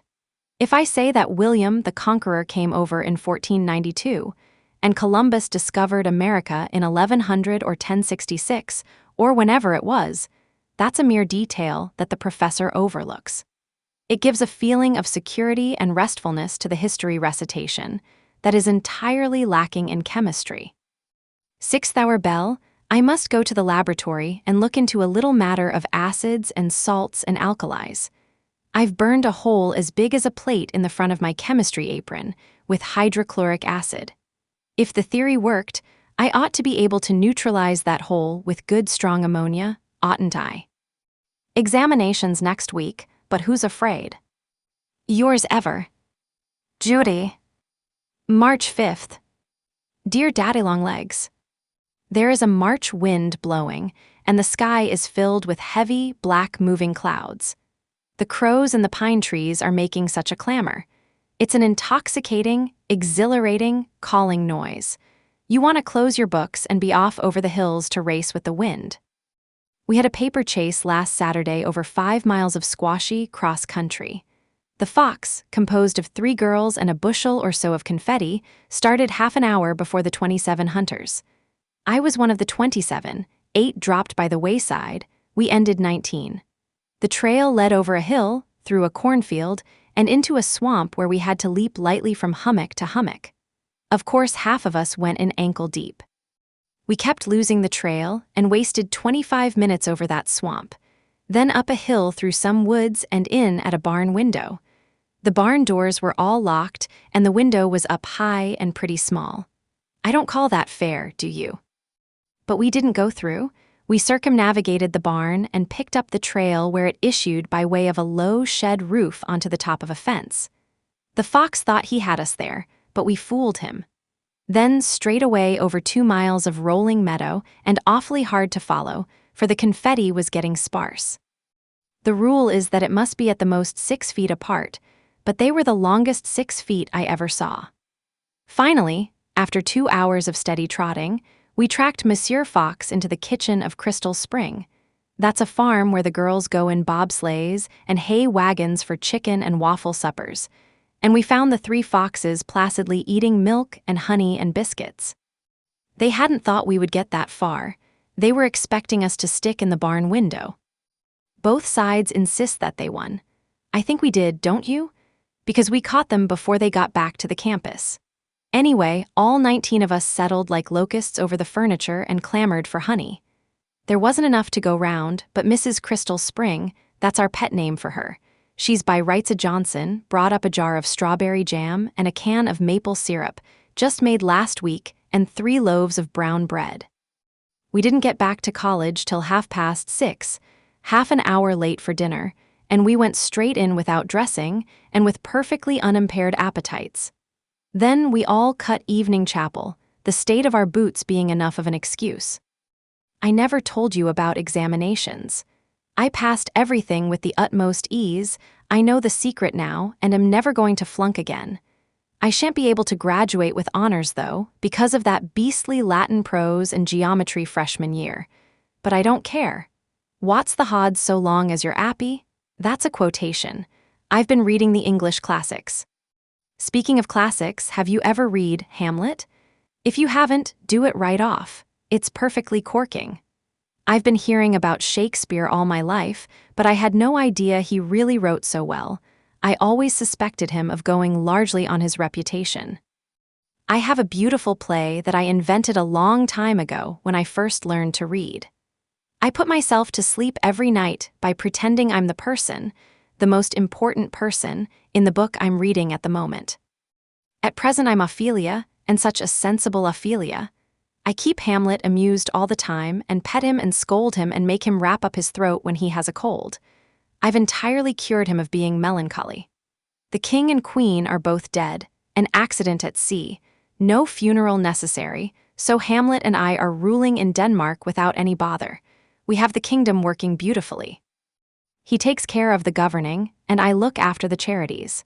I have just founded some first-class orphan asylums. If you or any of the other trustees would like to visit them, I shall be pleased to show you through. I think you might find a great many helpful suggestions. I remain, sir, yours most graciously, Ophelia, Queen of Denmark. March 24th, maybe the 25th. Dear Daddy-long-legs, I don't believe I can be going to heaven. I am getting such a lot of good things here. It wouldn't be fair to get them hereafter, too. Listen to what has happened. Jerusha Abbott has won the short story contest, a $25 prize that the monthly holds every year. And she a sophomore. The contestants are mostly seniors. When I saw my name posted, I couldn't quite believe it was true. Maybe I am going to be an author after all. I wish Mrs. Lippett hadn't given me such a silly name. It sounds like an authoress, doesn't it? Also, I have been chosen for the spring dramatics, As You Like It, out of doors. I am going to be Celia, own cousin to Rosalind. And lastly, Julia and Sally and I are going to New York next Friday to do some spring shopping and stay all night and go to the theater the next day with Master Jervy. He invited us. Julia is going to stay at home with her family, but Sally and I are going to stop at the Martha Washington Hotel. Did you ever hear of anything so exciting? I've never been in a hotel in my life, nor in a theater. Except once when the Catholic Church had a festival and invited the orphans, but that wasn't a real play and it doesn't count. And what do you think we're going to see? Hamlet. Think of that. We studied it for 4 weeks in Shakespeare class and I know it by heart. I am so excited over all these prospects that I can scarcely sleep. Goodbye, Daddy. This is a very entertaining world. Yours ever, Judy. P.S. I've just looked at the calendar. It's the 28th. Another postscript. I saw a streetcar conductor today with one brown eye and one blue. Wouldn't he make a nice villain for a detective story? April 7th. Dear Daddy-long-legs. Mercy, isn't New York big? Worcester is nothing to it. Do you mean to tell me that you actually live in all that confusion? I don't believe that I shall recover for months from the bewildering effect of 2 days of it. I can't begin to tell you all the amazing things I've seen. I suppose you know, though, since you live there yourself. But aren't the streets entertaining? And the people? And the shops? I never saw such lovely things as there are in the windows. It makes you want to devote your life to wearing clothes. Sally and Julia and I went shopping together Saturday morning. Julia went into the very most gorgeous place I ever saw, white and gold walls and blue carpets and blue silk curtains and gilt chairs. A perfectly beautiful lady with yellow hair and a long black silk trailing gown came to meet us with a welcoming smile. I thought we were paying a social call and started to shake hands, but it seems we were only buying hats, at least Julia was. She sat down in front of a mirror and tried on a dozen, each lovelier than the last, and bought the 2 loveliest of all. I can't imagine any joy in life greater than sitting down in front of a mirror and buying any hat you choose without having first to consider the price. There's no doubt about it, Daddy. New York would rapidly undermine this fine, stoical character which the John Grier Home so patiently built up. And after we'd finished our shopping, we met Master Jervy at Sherry's. I suppose you've been in Sherry? Picture that, then picture the dining room of the John Grier Home with its oilcloth-covered tables and white crockery that you can't break and wooden-handled knives and forks, and fancy the way I felt.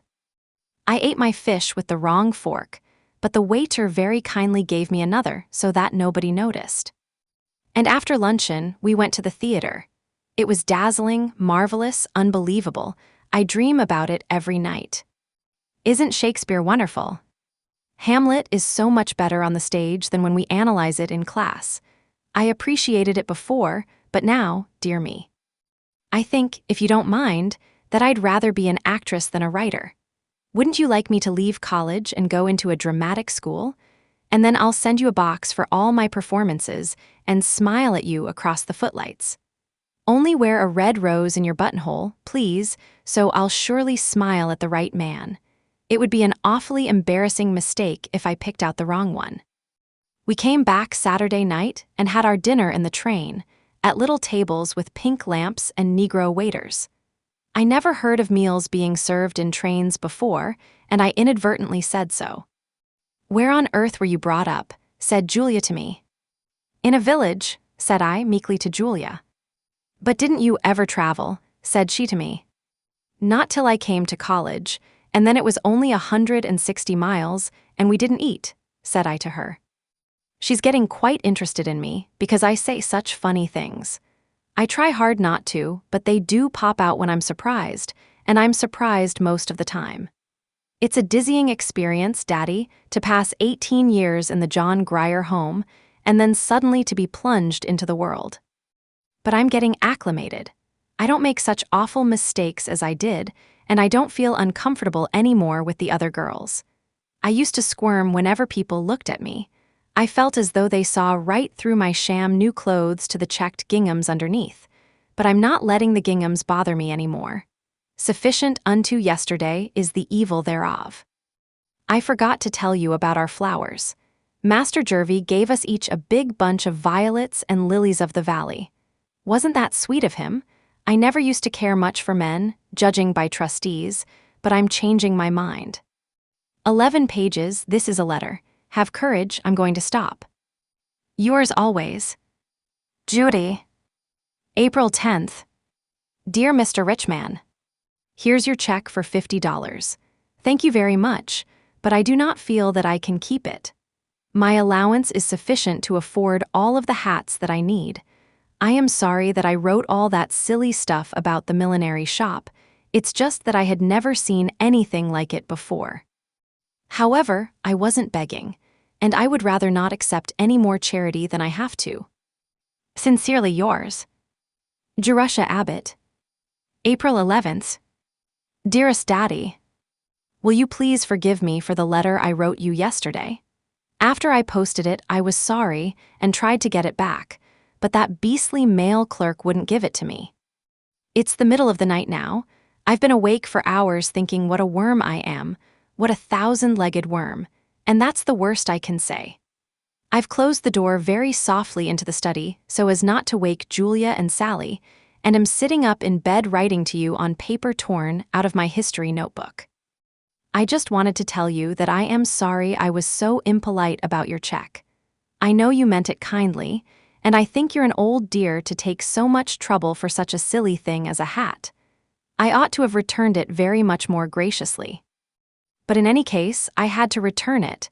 It's different with me than with other girls. They can take things naturally from people. They have fathers and brothers and aunts and uncles, but I can't be on any such relations with anyone. I like to pretend that you belong to me just to play with the idea, but of course I know you don't. I'm alone, really, with my back to the wall fighting the world, and I get sort of gaspy when I think about it. I put it out of my mind and keep on pretending, but don't you see, Daddy? I can't accept any more money than I have to, because someday I shall be wanting to pay it back, and even as great an author as I intend to be, won't be able to face a perfectly tremendous debt. I'd love pretty hats and things, but I mustn't mortgage the future to pay for them. You'll forgive me, won't you, for being so rude? I have an awful habit of writing impulsively when I first think things, and then posting the letter beyond recall. But if I sometimes seem thoughtless and ungrateful, I never mean it. In my heart, I thank you always for the life and freedom and independence that you have given me. My childhood was just a long, sullen stretch of revolt, and now I am so happy every moment of the day that I can't believe it's true. I feel like a made-up heroine in a storybook. It's 2:15. I'm going to tiptoe out to the mail chute and get this off now. You'll receive it in the next mail after the other, so you won't have a very long time to think bad of me. Good night, Daddy. I love you always. Judy.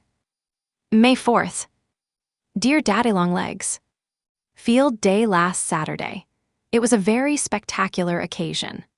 First, we had a parade of all the classes, with everybody dressed in white linen, the seniors carrying blue and gold Japanese umbrellas, and the juniors white and yellow banners. Our class had crimson balloons, very fetching, especially as they were always getting loose and floating off, and the freshmen wore green tissue paper hats with long streamers. Also, we had a band in blue uniforms hired from town. Also, about a dozen funny people, like clowns in a circus, to keep the spectators entertained between events. Julia was dressed as a fat countryman with a linen duster and whiskers and baggy umbrella. Patsy Moriarty, Patricia, really. Did you ever hear such a name? Mrs. Lippett couldn't have done better. Who is tall and thin was Julia's wife in an absurd green bonnet over one ear. Waves of laughter followed them the whole length of the course. Julia played the part extremely well. I never dreamed that a Pendleton could display so much comedy spirit. Begging Master Jervy's pardon, I don't consider him a true Pendleton, though, any more than I consider you a true trustee. Sally and I weren't in the parade because we were entered for the events. And what do you think? We both won, at least in something. We tried for the running broad jump and lost, but Sally won the pole vaulting, 7 feet 3 inches, and I won the 50-yard dash, 8 seconds. I was pretty panting at the end, but it was great fun, with the whole class waving balloons and cheering and yelling. What's the matter with Judy Abbott? She's all right. Who's all right? Judy Abbott. That, Daddy, is true fame. Then trotting back to the dressing tent and being rubbed down with alcohol and having a lemon to suck. You see, we're very professional. It's a fine thing to win an event for your class, because the class that wins the most gets the athletic cup for the year. The seniors won it this year, with 7 events to their credit. The Athletic Association gave a dinner in the gymnasium to all of the winners. We had fried softshell crabs, and chocolate ice cream molded in the shape of basketballs. I sat up half of last night reading Jane Eyre. Are you old enough, Daddy, to remember 60 years ago? And if so, did people talk that way? The haughty Lady Blanche says to the footman, "Stop your chattering, knave, and do my bidding." Mr. Rochester talks about the metal welkin when he means the sky. And as for the mad woman who laughs like a hyena and sets fire to bed curtains and tears up wedding veils and bites, it's melodrama of the purest, but just the same, you read and read and read. I can't see how any girl could have written such a book, especially any girl who was brought up in a churchyard. There's something about those Brontes that fascinates me. Their books, their lives, their spirit. Where did they get it? When I was reading about little Jane's troubles in the charity school, I got so angry that I had to go out and take a walk. I understood exactly how she felt. Having known Mrs. Lippett, I could see Mr. Brocklehurst. Don't be outraged, Daddy. I am not intimating that the John Grier Home was like the Lode Institute. We had plenty to eat and plenty to wear, sufficient water to wash in, and a furnace in the cellar. But there was one deadly likeness. Our lives were absolutely monotonous and uneventful. Nothing nice ever happened, except ice cream on Sundays, and even that was regular. In all the 18 years I was there, I only had one adventure when the woodshed burned. We had to get up in the night and dress so as to be ready in case the house should catch. But it didn't catch, and we went back to bed. Everybody likes a few surprises. It's a perfectly natural human craving. But I never had one until Mrs. Lippett called me to the office to tell me that Mr. John Smith was going to send me to college. And then she broke the news so gradually that it just barely shocked me. You know, Daddy, I think that the most necessary quality for any person to have is imagination. It makes people able to put themselves in other people's places. It makes them kind and sympathetic and understanding. It ought to be cultivated in children. But the John Grier Home instantly stamped out the slightest flicker that appeared. Duty was the one quality that was encouraged. I don't think children ought to know the meaning of the word. It's odious, detestable. They ought to do everything from love. Wait until you see the orphan asylum that I am going to be the head of. It's my favorite play at night before I go to sleep. I plan it out to the littlest detail, the meals and clothes and study and amusements and punishments, for even my superior orphans are sometimes bad.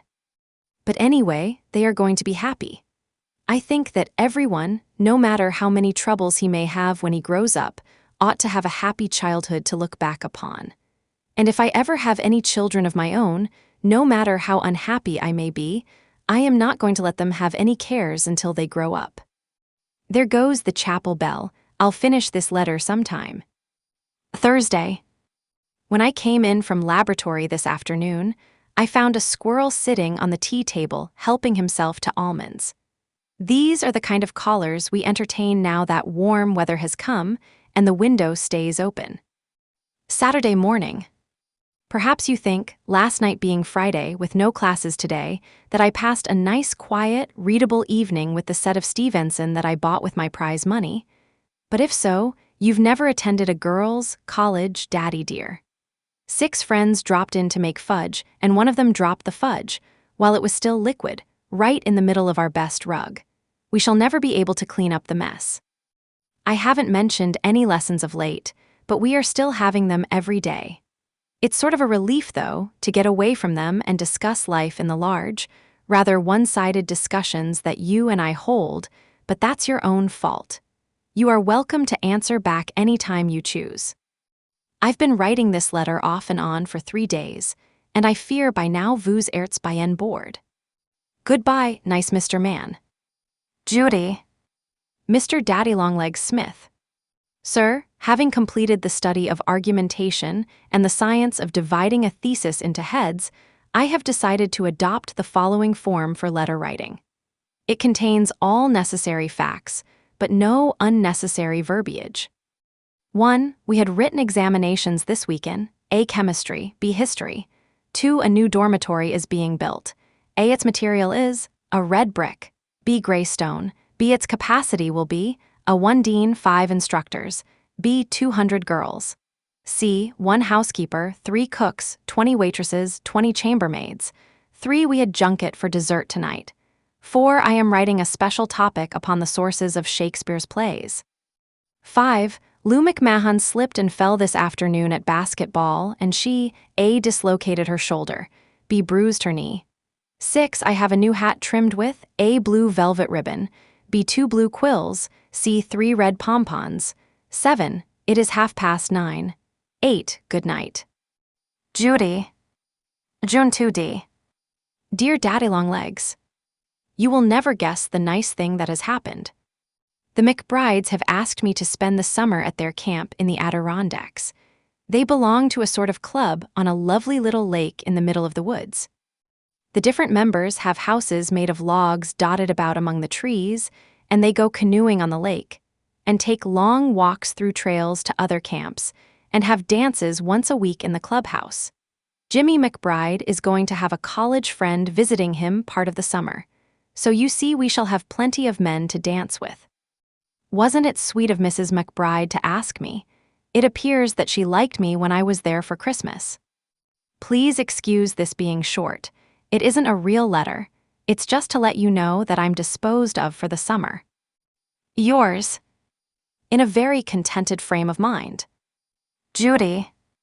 June 5th.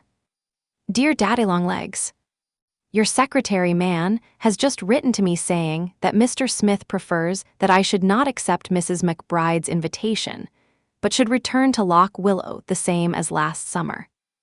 Why, Daddy? You don't understand about it. Mrs. McBride does want me, really and truly. I'm not the least bit of trouble in the house. I'm a help. They don't take up many servants, and Sally and I can do lots of useful things. It's a fine chance for me to learn housekeeping. Every woman ought to understand it, and I only know asylum keeping. There aren't any girls our age at the camp, and Mrs. McBride wants me for a companion for Sally. We are planning to do a lot of reading together. We are going to read all of the books for next year's English and sociology. The professor said it would be a great help if we would get our reading finished in the summer, and it's so much easier to remember it if we read together and talk it over. Just to live in the same house with Sally's mother is an education. She's the most interesting, entertaining, companionable, charming woman in the world. She knows everything. Think how many summers I've spent with Mrs. Lippett and how I'll appreciate the contrast. You needn't be afraid that I'll be crowding them, for their house is made of rubber. When they have a lot of company, they just sprinkle tents about in the woods and turn the boys outside. It's going to be such a nice, healthy summer exercising out of doors every minute. Jimmy McBride is going to teach me how to ride horseback and paddle a canoe, and how to shoot and, lots of things I ought to know. It's the kind of nice, jolly, carefree time that I've never had, and I think every girl deserves it once in her life. Of course I'll do exactly as you say, but please let me go, Daddy. I've never wanted anything so much. This is Jerusha Abbott, the future great author, writing to you. It's just Judy, a girl. June 9th. Mr. John Smith. Sir, yours of the 7th inst. At hand. In compliance with the instructions received through your secretary, I leave on Friday next to spend the summer at Lock Willow Farm. I hope always to remain. Miss Jerusha Abbott. Lock Willow Farm. August 3rd. Dear Daddy-long-legs, it has been nearly 2 months since I wrote, which wasn't nice of me, I know, but I haven't loved you much this summer. You see, I'm being frank. You can't imagine how disappointed I was at having to give up the McBride's camp. Of course, I know that you're my guardian, and that I have to regard your wishes in all matters, but I couldn't see any reason. It was so distinctly the best thing that could have happened to me. If I had been Daddy and you had been Judy, I should have said, "Bless you, my child, run along and have a good time. See lots of new people and learn lots of new things, live out of doors, and get strong and well and rested for a year of hard work." But not at all, just a curt line from your secretary ordering me to Lock Willow. It's the impersonality of your commands that hurts my feelings. It seems as though, If you felt the tiniest little bit for me the way I feel for you, you'd sometimes send me a message that you, written with your own hand, instead of those beastly typewritten secretary's notes. If there were the slightest hint that you cared, I'd do anything on earth to please you. I know that I was to write nice, long, detailed letters without ever expecting any answer. You're living up to your side of the bargain, I'm being educated, and I suppose you're thinking I'm not living up to mine. But Daddy, it is a hard bargain. It is, really. I'm so awfully lonely. You are the only person I have to care for, and you are so shadowy. You're just an imaginary man that I've made up, and probably the real you isn't a bit like my imaginary you. But you did once, when I was ill in the infirmary, send me a message, and now, when I am feeling awfully forgotten, I get out your card and read it over.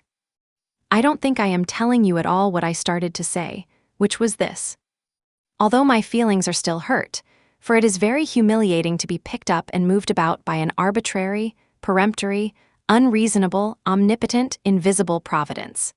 Still, when a man has been as kind and generous and thoughtful as you have heretofore been toward me, I suppose he has a right to be an arbitrary, peremptory, unreasonable, invisible providence if he chooses, and so, I'll forgive you and be cheerful again. But I still don't enjoy getting Sally's letters about the good times they are having in camp. However, we will draw a veil over that and begin again. I've been writing and writing this summer, 4 short stories finished and sent to 4 different magazines. So you see I'm trying to be an author. I have a workroom fixed in a corner of the attic where Master Jervy used to have his rainy day playroom. It's in a cool, breezy corner with 2 dormer windows and shaded by a maple tree with a family of red squirrels living in a hole. I'll write a nicer letter in a few days and tell you all the farm news. We need rain. Yours as ever, Judy. August 10th. Mr. Daddy Longlegs. Sir, I address you from the second crotch in the willow tree by the pool in the pasture. There's a frog croaking underneath, a locust singing overhead, and 2 little devil-down heads darting up and down the trunk. I've been here for an hour.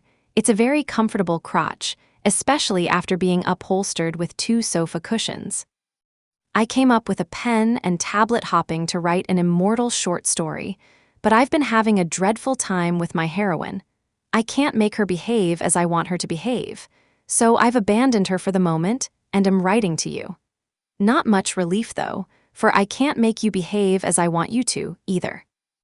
If you are in that dreadful New York, I wish I could send you some of this lovely, breezy, sunshiny outlook. The country is heaven after a week of rain. Speaking of heaven, do you remember Mr. Kellogg that I told you about last summer? The minister of the little white church at the Corners. Well, the poor old soul is dead, last winter of pneumonia. I went 6 times to hear him preach and got very well acquainted with his theology. He believed to the end exactly the same things he started with. It seems to me that a man who can think straight along for 47 years without changing a single idea ought to be kept in a cabinet as a curiosity. I hope he is enjoying his harp and golden crown. He was so perfectly sure of finding them. There's a new young man, very up and coming, in his place. The congregation is pretty dubious, especially the faction led by Deacon Cummings. It looks as though there was going to be an awful split in the church. We don't care for innovations in religion in this neighborhood. During our week of rain, I sat up in the attic and had an orgy of reading. Stevenson, mostly. He himself is more entertaining than any of the characters in his books. I dare say he made himself into the kind of hero that would look well in print. Don't you think it was perfect of him to spend all the $10,000 his father left for a yacht and go sailing off to the South Seas? He lived up to his adventurous creed. If my father had left me $10,000, I'd do it too. The thought of Valema makes me wild. I want to see the tropics. I want to see the whole world. I am going to someday, I am really, Daddy, when I get to be a great author or artist or actress or playwright or whatever sort of a great person I turn out to be. I have a terrible wanderthirst. The very sight of a map makes me want to put on my hat and take an umbrella and start. I shall see before I die the palms and temples of the South. Thursday evening at twilight, sitting on the doorstep. Very hard to get any news into this letter. Judy is becoming so philosophical of late that she wishes to discourse largely of the world in general, instead of descending to the trivial details of daily life. But if you must have news, here it is. Our 9 young pigs waded across the brook and ran away last Tuesday, and only 8 came back. We don't want to accuse anyone unjustly, but we suspect that Widow Dowd has one more than she ought to have. Mr. Weaver has painted his barn and his 2 silos a bright pumpkin yellow, a very ugly color, but he says it will wear. The Brewers have company this week, Mrs. Brewer's sister and 2 nieces from Ohio. One of our Rhode Island Reds only brought off 3 chicks out of 15 eggs. We can't imagine what was the trouble. Rhode Island Reds, in my opinion, are a very inferior breed. I prefer Buff Orpingtons.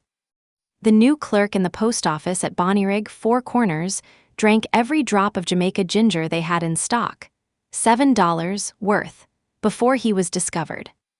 Old Ira Hatch has rheumatism and can't work anymore. He never saved his money when he was earning good wages, so now he has to live on the town. There's to be an ice cream social at the schoolhouse next Saturday evening. Come and bring your families. I have a new hat that I bought for 25 cents at the post office. This is my latest portrait on my way to rake the hay. It's getting too dark to see. Anyway, the news is all used up. Good night. Judy. Friday. Good morning, here is some news. What do you think? You. Never, never, never guess who's coming to Lock Willow. A letter to Mrs. Semple from Mr. Pendleton. He's motoring through the Berkshires and is tired and wants to rest on a nice, quiet farm. If he climbs out at her doorstep some night, will she have a room ready for him? Maybe he'll stay 1 week, or maybe 2, or maybe 3. He'll see how restful it is when he gets here. Such a flutter as we are in. The whole house is being cleaned and all the curtains washed. I am driving to the Corners this morning to get some new oilcloth for the entry and 2 cans of brown floor paint for the hall and back stairs. Mrs. Dowd is engaged to come tomorrow to wash the windows. In the exigency of the moment, we waive our suspicions in regard to the piglet. You might think, from this account of our activities, that the house was not already immaculate, but I assure you it was. Whatever Mrs. Semple's limitations, she is a housekeeper. But isn't it just like a man, Daddy? He doesn't give the remotest hint as to whether he will land on the doorstep today or 2 weeks from today. We shall live in a perpetual breathlessness until he comes, and if he doesn't hurry, the cleaning may all have to be done over again. There's Amasai waiting below with the buckboard and Grover. I drive alone, but if you could see old Grove, you wouldn't be worried as to my safety. With my hand on my heart, farewell. Judy. P.S. Isn't that a nice ending? I got it out of Stevenson's letters. Saturday. Good morning again. I didn't get this enveloped yesterday before the postman came, so I'll add some more. We have 1 mail a day at 12 o'clock. Rural delivery is a blessing to the farmers. Our postman not only delivers letters, but he runs errands for us in town at 5 cents an errand. Yesterday he brought me some shoestrings and a jar of cold cream. I sunburned all the skin off my nose before I got my new hat, and a blue Windsor tie, and a bottle of blacking, all for 10 cents. That was an unusual bargain, owing to the largeness of my order. Also, he tells us what is happening in the great world. Several people on the route take daily papers, and he reads them as he jogs along, and repeats the news to the ones who don't subscribe. So in case a war breaks out between the United States and Japan, or the president is assassinated, or Mr. Rockefeller leaves $1 million to the John Grier Home, you needn't bother to write. I'll hear it anyway. No sign yet of Master Jervy, but you should see how clean our house is, and with what anxiety we wipe our feet before we step in. I hope he'll come soon. I am longing for someone to talk to. Mrs. Semple, to tell you the truth, gets sort of monotonous. She never lets ideas interrupt the easy flow of her conversation. It's a funny thing about the people here. Their world is just this single hilltop. They are not a bit universal, if you know what I mean. It's exactly the same as at the John Grier Home. Our ideas there were bounded by the four sides of the iron fence. Only I didn't mind it so much because I was younger and was so awfully busy. By the time I'd got all my beds made and my bobbies, faces washed and had gone to school and come home and had washed their faces again and darned their stockings and mended Freddie Perkins' trousers. He tore them every day of his life and learned my lessons in between. I was ready to go to bed, and I didn't notice any lack of social intercourse. But after 2 years in a conversational college, I do miss it, and I shall be glad to see somebody who speaks my language. I really believe I've finished, Daddy. Nothing else occurs to me at the moment. I'll try to write a longer letter next time. Yours always, Judy. P.S. The lettuce hasn't done at all well this year. It was so dry early in the season. August 25th. Well, Daddy, Master Jervy's here, and such a nice time as we're having. At least I am, and I think he is, too. He has been here 10 days, and he doesn't show any signs of going. The way Mrs. Semple pampers that man is scandalous.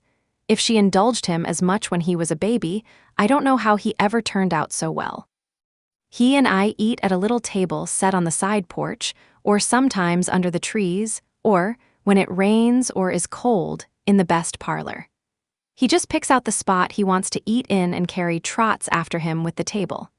Then, if it has been an awful nuisance, and she has had to carry the dishes very far, she finds $1 under the sugar bowl. He is an awfully companionable sort of man, though you would never believe it to see him casually. He looks at first glance like a true Pendleton, but he isn't in the least.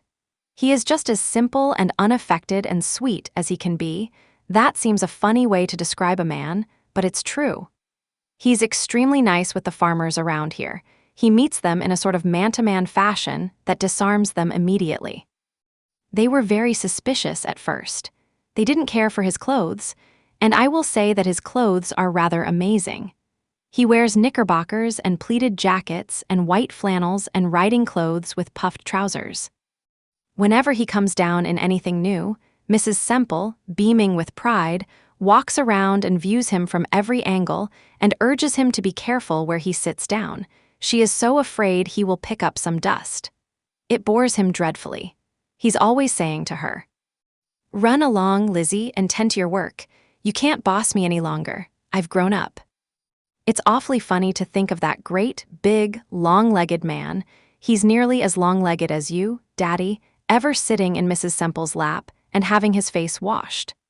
Particularly funny when you see her lap. She has 2 laps now and 3 chins. But he says that once she was thin and wiry and spry and could run faster than he. Such a lot of adventures we're having. We've explored the country for miles, and I've learned to fish with funny little flies made of feathers. Also to shoot with a rifle and a revolver. Also to ride horseback. There's an astonishing amount of life in Old Grove. We fed him on oats for 3 days, and he shied at a calf and almost ran away with me. Wednesday. We climbed Sky Hill Monday afternoon. That's a mountain near here, not an awfully high mountain, perhaps, no snow on the summit, but at least you are pretty breathless when you reach the top.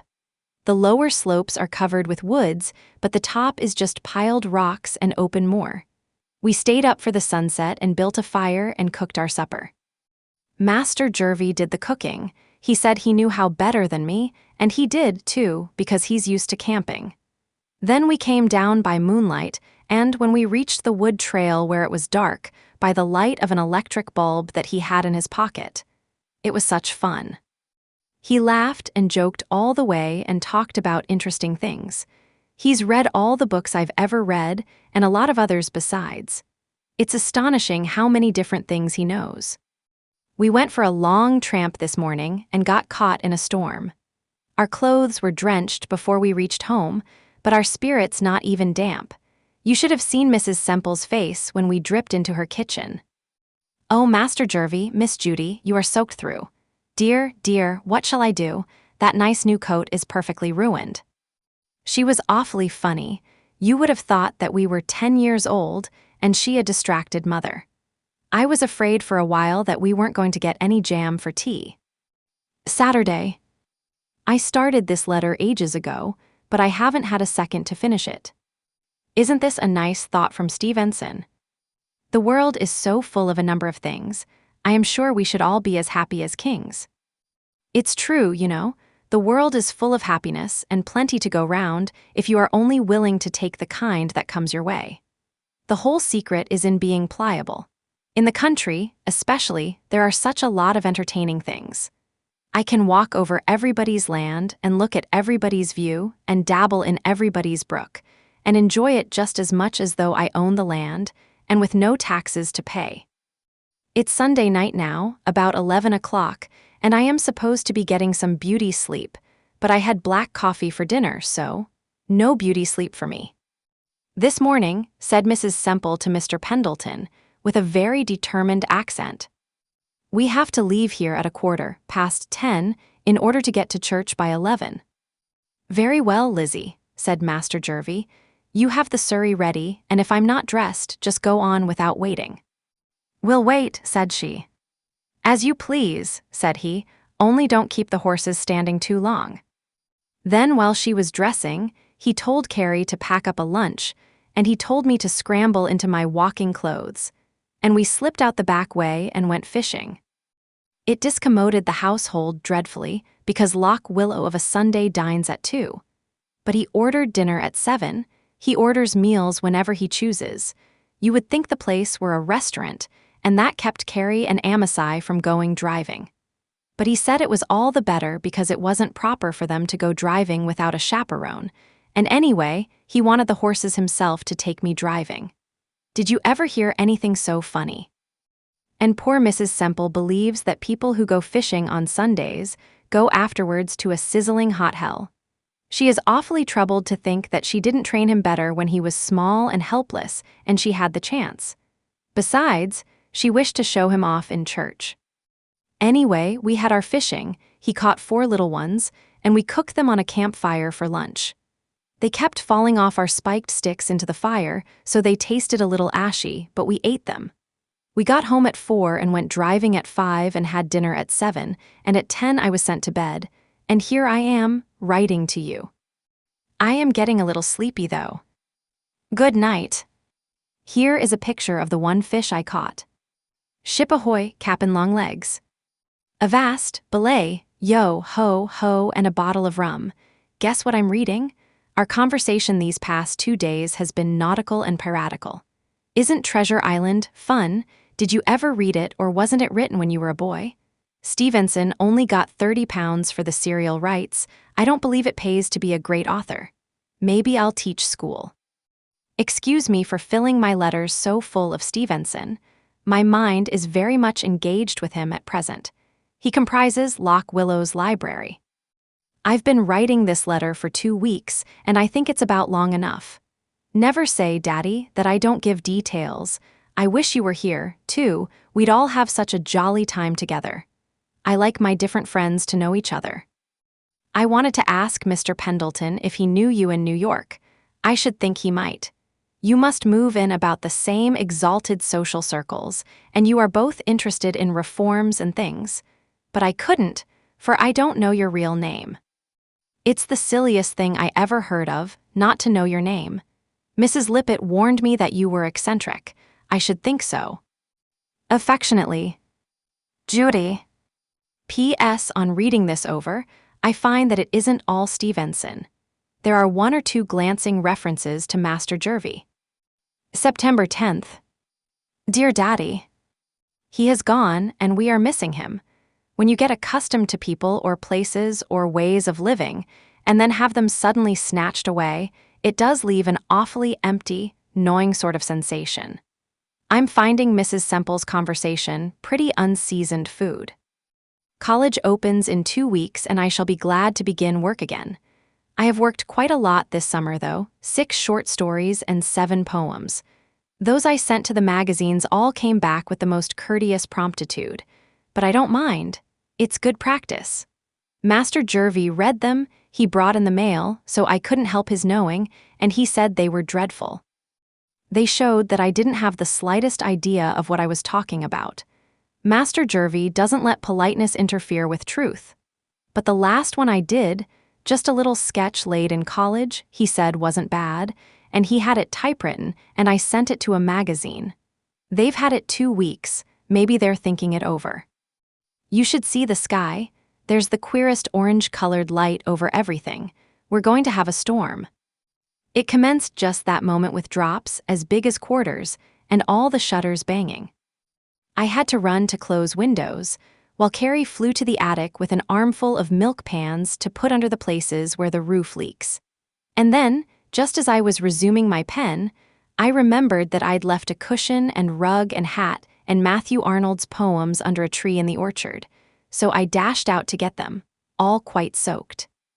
The red cover of the poems had run into the inside. Dover Beach in the future will be washed by pink waves. A storm is awfully disturbing in the country. You are always having to think of so many things that are out of doors and getting spoiled. Thursday. Daddy, what do you think? The postman has just come with 2 letters. First, my story is accepted, $50. Allures, I'm an author. 2D, a letter from the college secretary. I'm to have a scholarship for 2 years that will cover board and tuition. It was founded by an alumna for marked proficiency in English with general excellency in other lines. And I've won it. I applied for it before I left, but I didn't have an idea I'd get it on account of my freshman bad work in math. And Latin, but it seems I've made it up. I am awfully glad, Daddy, because now I won't be such a burden to you. The monthly allowance will be all I'll need, and maybe I can earn that with writing or tutoring or something. I'm crazy to go back and begin work. Yours ever, Jerusha Abbott, author of When the Sophomores Won the Game, for sale at all newsstands, price 10 cents. Junior Year, September 26th. Dear Daddy Longlegs, back at college again and an upperclassman. Our study is better than ever this year, faces the south with 2 huge windows, and oh, so furnished. Julia, with an unlimited allowance, arrived 2 days early and was attacked with a fever of settling. We have new wallpaper and oriental rugs and mahogany chairs, not painted mahogany, which made us sufficiently happy last year, but real. It's very gorgeous, but I don't feel as though I belonged in it. I'm nervous all the time for fear I'll get an ink spot in the wrong place. And Daddy, I found your letter waiting for me, pardon, I mean your secretary. Will you kindly convey to me a comprehensible reason why I should not accept that scholarship? I don't understand your objection in the least. But anyway, it won't do the slightest good for you to object, for I've already accepted it, and I am not going to change. That sounds a little impertinent, but I don't mean it so. I suppose you feel that when you set out to educate me, you'd like to finish the work and put a neat period in the shape of a diploma at the end. But look at it just a second from my point of view. I shall owe my education to you just as much as though I let you pay for the whole of it, but I won't be quite so much indebted. I know that you don't want me to return the money, but nevertheless, I am going to want to do it if I possibly can, and winning this scholarship makes it so much easier. I was expecting to spend the rest of my life in paying my debts, but now I shall only have to spend 1/2 of the rest of it. I hope you understand my position and won't be cross. The allowance I shall still most gratefully accept. It requires an allowance to live up to Julia and her furniture. I wish that she had been reared to simpler tastes, or else that she were not my roommate. This isn't much of a letter. I meant to have written a lot. But I've been hemming 4 window curtains and 3 portieres. I'm glad you can't see the length of the stitches. And polishing a brass desk set with tooth powder, very uphill work, and sawing off picture wire with manicure scissors, and unpacking 4 boxes of books, and putting away 2 trunkfuls of clothes. It doesn't seem believable that Jerusha Abbott owns 2 trunks full of clothes, but she does. And welcoming back 50 dear friends in between. Opening day is a joyous occasion. Good night, Daddy dear, and don't be annoyed because your chick is wanting to scratch for herself. She's growing up into an awfully energetic little hen, with a very determined cluck and lots of beautiful feathers, all due to you. Affectionately, Judy. September 30th. Dear Daddy, are you still harping on that scholarship? I never knew a man so obstinate and stubborn and unreasonable, and tenacious and bulldogish and unable to see other people's points of view as you. You prefer that I should not be accepting favors from strangers. Strangers, and what are you, pray? Is there anyone in the world that I know less? I shouldn't recognize you if I met you on the street. Now, you see, if you had been a sane, sensible person and had written nice, cheering, fatherly letters to your little Judy, and had come occasionally and patted her on the head, and had said you were glad she was such a good girl, then, perhaps, she wouldn't have flouted you in your old age, but would have obeyed your slightest wish like the dutiful daughter she was meant to be. Strangers, indeed. You live in a glass house, Mr. Smith. And besides, this isn't a favor, it's like a prize. I earned it by hard work. If nobody had been good enough in English, the committee wouldn't have awarded the scholarship. Some years they don't. Also, but what's the use of arguing with a man? You belong, Mr. Smith, to a sex devoid of a sense of logic. To bring a man into line, there are just two methods. One must either coax or be disagreeable. I scorn to coax men for what I wish. Therefore, I must be disagreeable. I refuse, sir, to give up the scholarship. And if you make any more fuss, I won't accept the monthly allowance either, but will wear myself into a nervous, rec-tutoring, stupid freshman. That is my ultimatum. And listen, I have a further thought. Since you are so afraid that by taking this scholarship, I am depriving someone else of an education, I know a way out. You can apply the money that you would have spent for me toward educating some other little girl from the John Grier Home. Don't you think that's a nice idea? Only, Daddy, educate the new girl as much as you choose, but please don't like her any better than me. I trust that your secretary won't be hurt because I pay so little attention to the suggestions offered in his letter, but I can't help it if he is. He's a spoiled child, Daddy. I've meekly given in to his whims heretofore, but this time I intend to be firm. Yours. With a mind. Completely and irrevocably, and world without end made up. Jerusha Abbott. November 9th. Dear Daddy-long-legs, I started downtown today to buy a bottle of shoe blacking and some collars and the material for a new blouse and a jar of violet cream and a cake of Castile soap, all very necessary. I couldn't be happy another day without them. And when I tried to pay the car fare, I found that I had left my purse in the pocket of my other coat. So I had to get out and take the next car, and was late for gymnasium. It's a dreadful thing to have no memory and two coats. Julia Pendleton has invited me to visit her for the Christmas holidays. How does that strike you, Mr. Smith? Fancy Jerusha Abbott of the John Grier Home sitting at the tables of the rich. I don't know why Julia wants me. She seems to be getting quite attached to me of late. I should, to tell the truth, very much prefer going to Sally. But Julia asked me first, so if I go anywhere, it must be to New York instead of to Worcester. I'm rather awed at the prospect of meeting Pendletons en masse, and also I'd have to get a lot of new clothes. So, Daddy dear, if you write that you would prefer having me remain quietly at college, I will bow to your wishes with my usual sweet docility. I'm engaged at odd moments with the Life and Letters of Thomas Huxley. It makes nice, light reading to pick up between times. Do you know what an Archaeopteryx is? It's a bird. And a stereognathus? I'm not sure myself, but I think it's a missing link, like a bird with teeth or a lizard with wings. No, it isn't either. I've just looked in the book. It's a Mesozoic mammal. I've elected economics this year, very illuminating subject. When I finish that, I'm going to take charity and reform. Then, Mr. Trustee, I'll know just how an orphan asylum ought to be run. Don't you think I'd make an admirable voter if I had my rights? I was 21 last week. This is an awfully wasteful country to throw away such an honest, educated, conscientious, intelligent citizen as I would be. Yours always, Judy. December 7th. Dear Daddy-long-legs, thank you for permission to visit Julia. I take it that silence means consent. Such a social whirl as we've been having. The Founders' Dance came last week. This was the first year that any of us could attend, only upperclassmen being allowed. I invited Jimmy McBride, and Sally invited his roommate at Princeton, who visited them last summer at their camp. An awfully nice man with red hair, and Julia invited a man from New York, not very exciting, but socially irreproachable. He is connected with the de la Mater Chichesters. Perhaps that means something to you. It doesn't illuminate me to any extent. However, our guests came Friday afternoon in time for tea in the senior corridor, and then dashed down to the hotel for dinner.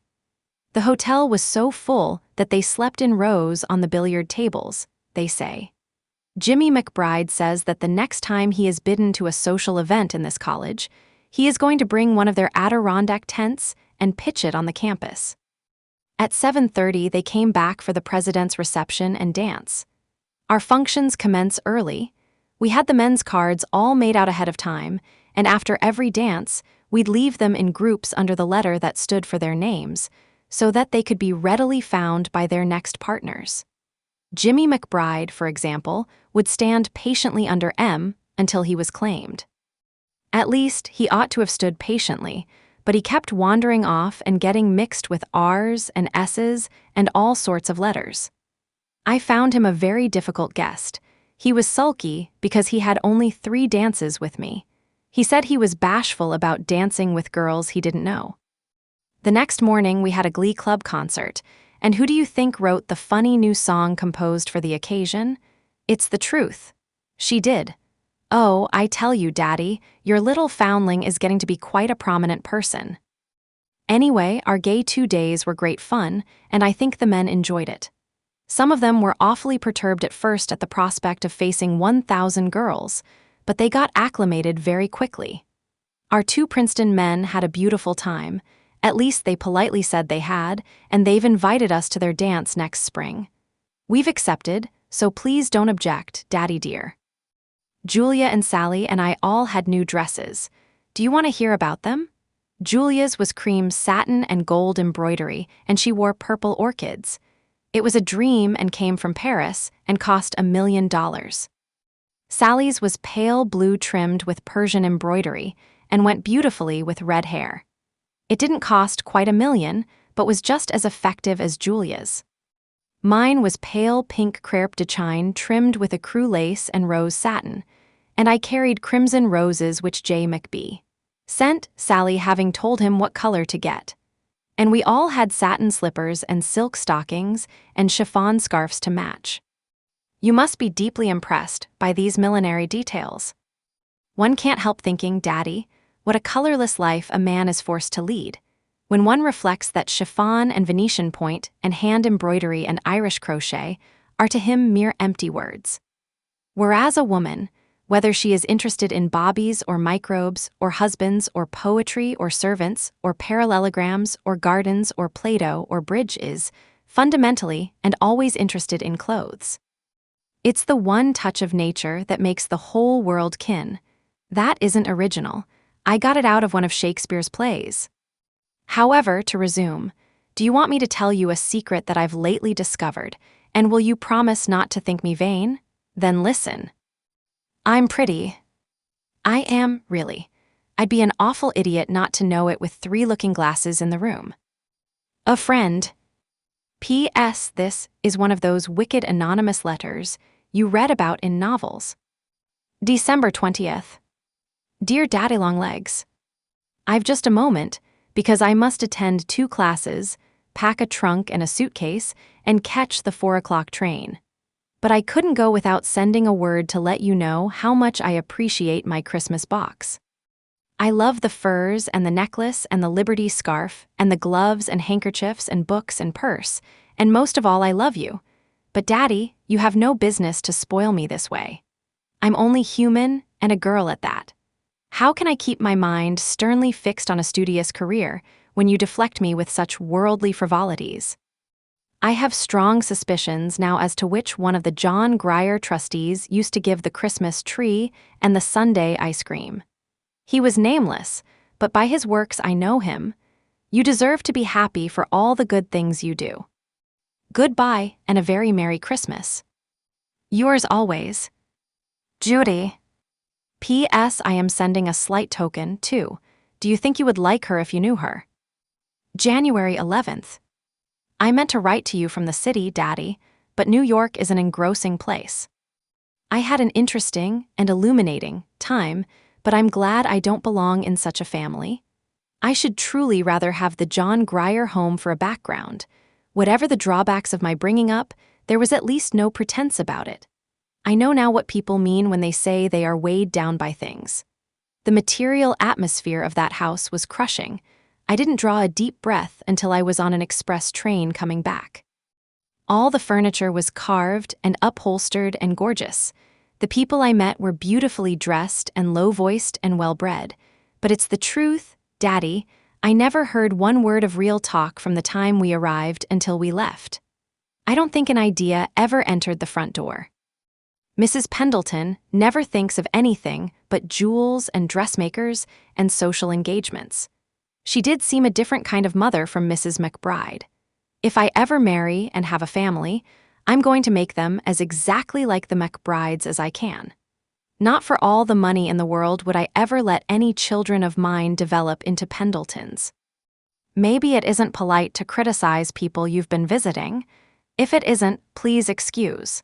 This is very confidential between you and me.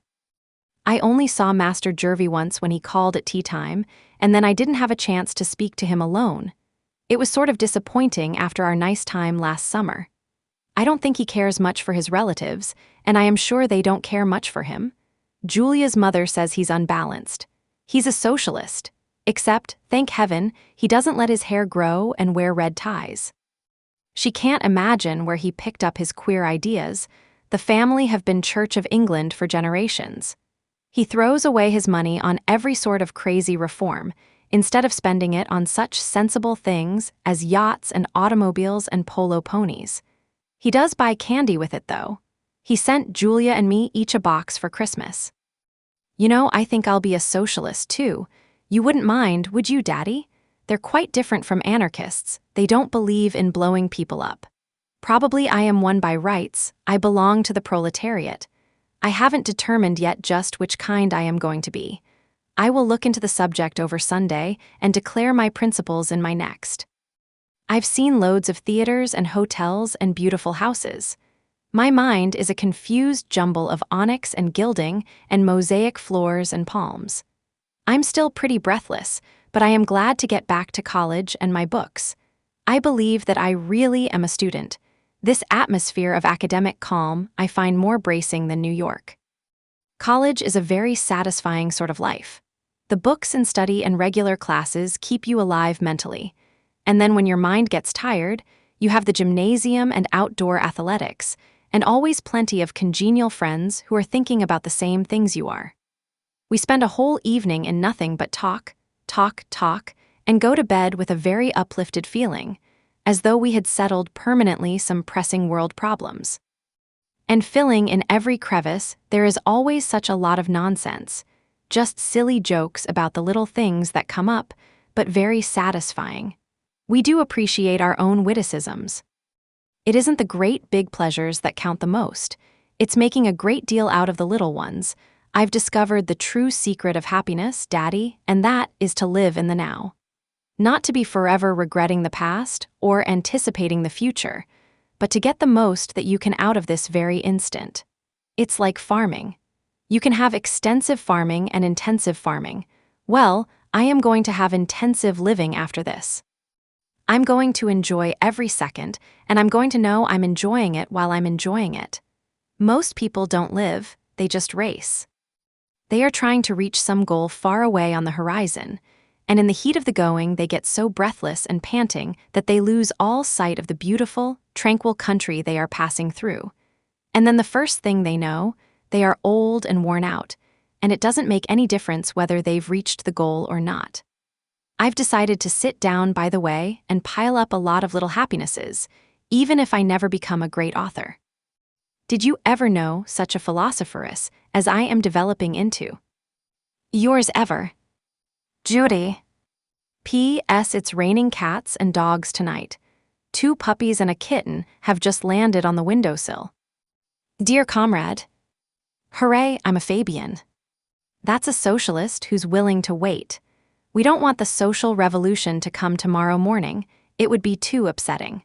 We want it to come very gradually in the distant future, when we shall all be prepared and able to sustain the shock. In the meantime, we must be getting ready by instituting industrial, educational, and orphan asylum reforms. Yours with fraternal love, Judy. Monday, 3D hour. February 11th. Dear DLL, don't be insulted because this is so short. It isn't a letter. It's just a line to say that I'm going to write a letter pretty soon when examinations are over. It is not only necessary that I pass, but pass well. I have a scholarship to live up to. Yours studying hard, J.A. March 5th. Dear Daddy Longlegs, President Kyler made a speech this evening about the modern generation being flippant and superficial. He says that we are losing the old ideals of earnest endeavor and true scholarship. And particularly is this falling off noticeable in our disrespectful attitude toward organized authority. We no longer pay a seemly deference to our superiors. I came away from chapel very sober.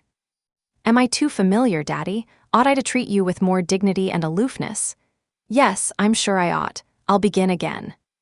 My dear Mr. Smith, you will be pleased to hear that I passed successfully my mid-year examinations and am now commencing work in the new semester. I am leaving chemistry, having completed the course in qualitative analysis, and am entering upon the study of biology.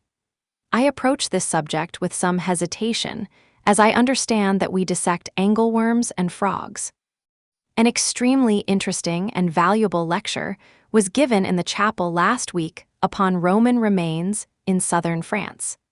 I have never listened to a more illuminating exposition of the subject. We are reading Wordsworth, Tintern Abbey, in connection with our course in English literature.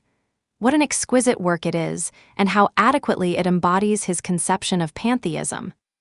The Romantic movement of the early part of the last century, exemplified in the works of such poets as Shelley, Byron, Keats, and Wordsworth, appeals to me very much more than the classical period that preceded it. Speaking of poetry, have you ever read that charming little thing of Tennyson's called Locksley Hall?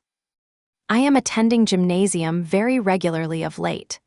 A proctor system has been devised, and failure to comply with the rules causes a great deal of inconvenience. The gymnasium is equipped with a very beautiful swimming tank of cement and marble, the gift of a former graduate. My roommate, Miss McBride, has given me her bathing suit. It shrank so that she can no longer wear it, and I am about to begin swimming lessons. We had delicious pink ice cream for dessert last night. Only vegetable dyes are used in coloring the food. The college is very much opposed, both from aesthetic and hygienic motives, to the use of aniline dyes. The weather of late has been ideal, bright sunshine and clouds interspersed with a few welcome snowstorms. I and my companions have enjoyed our walks to and from classes, particularly from. Trusting, my dear Mr. Smith, that this will find you in your usual good health. I remain. Most cordially yours, Jerusha Abbott. April 24th. Dear Daddy, spring has come again. You should see how lovely the campus is. I think you might come and look at it for yourself. Master Jervy dropped in again last Friday, but he chose a most unpropitious time, for Sally and Julia and I were just running to catch a train. And where do you think we were going? To Princeton, to attend a dance and a ball game, if you please. I didn't ask you if I might go, because I had a feeling that your secretary would say no. But it was entirely regular. We had leave of absence from college, and Mrs. McBride chaperoned us. We had a charming time, but I shall have to omit details. They are too many and complicated. Saturday.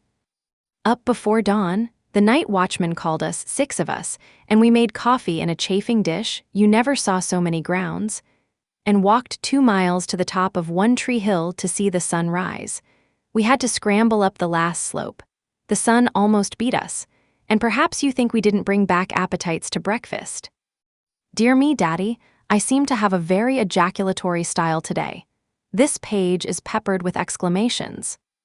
I meant to have written a lot about the budding trees and the new cinder path in the athletic field, and the awful lesson we have in biology for tomorrow, and the new canoes on the lake, and Catherine Prentice who has pneumonia, and Prexy's Angora kitten that strayed from home and has been boarding in Ferguson Hall for 2 weeks until a chambermaid reported it. And about my 3 new dresses, white and pink and blue polka dots with a hat to match, but I am too sleepy. I am always making this an excuse, am I not? But a girls' college is a busy place, and we do get tired by the end of the day, particularly when the day begins at dawn. Affectionately, Judy. May 15th. Dear Daddy-long-legs, is it good manners when you get into a car just to stare straight ahead and not see anybody else? A very beautiful lady in a very beautiful velvet dress got into the car today, and without the slightest expression sat for 15 minutes and looked at a sign advertising suspenders. It doesn't seem polite to ignore everybody else as though you were the only important person present. Anyway, you miss a lot. While she was absorbing that silly sign, I was studying a whole car full of interesting human beings. The accompanying illustration is hereby reproduced for the first time. It looks like a spider on the end of a string, but it isn't at all. It's a picture of me learning to swim in the tank in the gymnasium. The instructor hooks a rope into a ring in the back of my belt and runs it through a pulley in the ceiling. It would be a beautiful system if one had perfect confidence in the probity of one's instructor. I'm always afraid, though, that she will let the rope get slack, so I keep one anxious eye on her and swim with the other, and with this divided interest, I do not make the progress that I otherwise might. Very miscellaneous weather we're having of late. It was raining when I commenced, and now the sun is shining. Sally and I are going out to play tennis, thereby gaining exemption from gym. A week later. I should have finished this letter long ago, but I didn't. You don't mind, do you, Daddy, if I'm not very regular? I really do love to write to you. It gives me such a respectable feeling of having some family. Would you like me to tell you something? You are not the only man to whom I write letters. There are 2 others. I have been receiving beautiful long letters this winter from Master Jervy, with typewritten envelopes so Julia won't recognize the writing. Did you ever hear anything so shocking? And every week or so a very scrawly epistle, usually on yellow tablet paper, arrives from Princeton. All of which I answer with business-like promptness. So you see, I am not so different from other girls. I get mail, too. Did I tell you that I have been elected a member of the Senior Dramatic Club? Very recherché organization. Only 75 members out of 1,000. Do you think as a consistent socialist that I ought to belong? What do you suppose is at present engaging my attention in sociology? I am writing, figurez-vous, a paper on the care of dependent children. The professor shuffled up his subjects and dealt them out promiscuously, and that fell to me. C'est drôle ça n'est pas. There goes the gong for dinner. I'll mail this as I pass the chute. Affectionately, J. June 4th. Dear Daddy, very busy time, commencement in 10 days, examinations tomorrow. Lots of studying, lots of packing, and the outdoors world so lovely that it hurts you to stay inside. But never mind, vacation's coming. Julia is going abroad this summer, it makes the 4th time. No doubt about it, Daddy, goods are not distributed evenly. Sally, as usual, goes to the Adirondacks. And what do you think I am going to do? You may have 3 guesses. Lock Willow? Wrong. The Adirondacks with Sally? Wrong.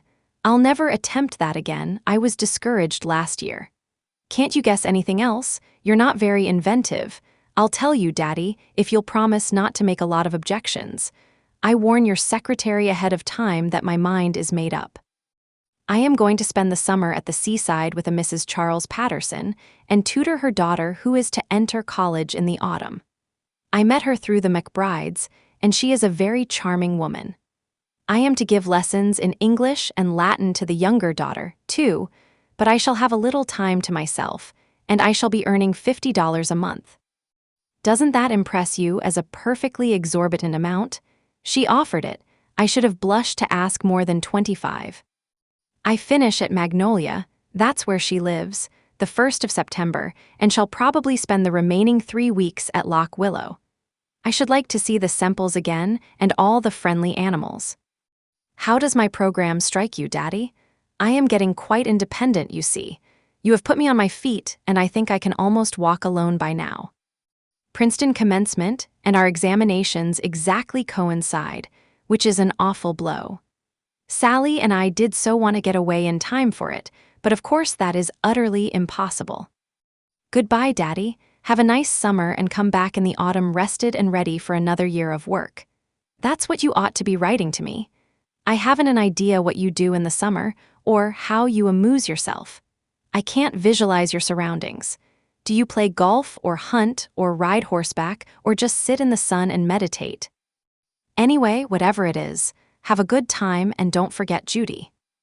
June 10th. Dear Daddy, this is the hardest letter I ever wrote, but I have decided what I must do, and there isn't going to be any turning back. It is very sweet and generous and dear of you to wish to send me to Europe this summer. For the moment, I was intoxicated by the idea, but sober second thought said no. It would be rather illogical of me to refuse to take your money for college, and then use it instead just for amusement. You mustn't get me used to too many luxuries. One doesn't miss what one has never had, but it is awfully hard going without things after one has commenced thinking they are his. Hers, English language, needs another pronoun by natural right. Living with Sally and Julia is an awful strain on my stoical philosophy. They have both had things from the time they were bobbies. They accept happiness as a matter of course. The world, they think, owes them everything they want. Maybe the world does, in any case, it seems to acknowledge the debt and pay up. But as for me, it owes me nothing, and distinctly told me so in the beginning. I have no right to borrow on credit, for there will come a time when the world will repudiate my claim. I seem to be floundering in a sea of metaphor, but I hope you grasp my meaning. Anyway, I have a very strong feeling that the only honest thing for me to do is to teach this summer and begin to support myself. Magnolia. 4 days later. I'd got just that much written when, what do you think happened? The maid arrived with Master Jervy's card. He is going abroad too this summer, not with Julia and her family, but entirely by himself. I told him that you had invited me to go with a lady who is chaperoning a party of girls. He knows about you, Daddy. That is, he knows that my father and mother are dead, and that a kind gentleman is sending me to college. I simply didn't have the courage to tell him about the John Grier Home and all the rest. He thinks that you are my guardian and a perfectly legitimate old family friend. I have never told him that I didn't know you. That would seem too queer. Anyway, he insisted on my going to Europe.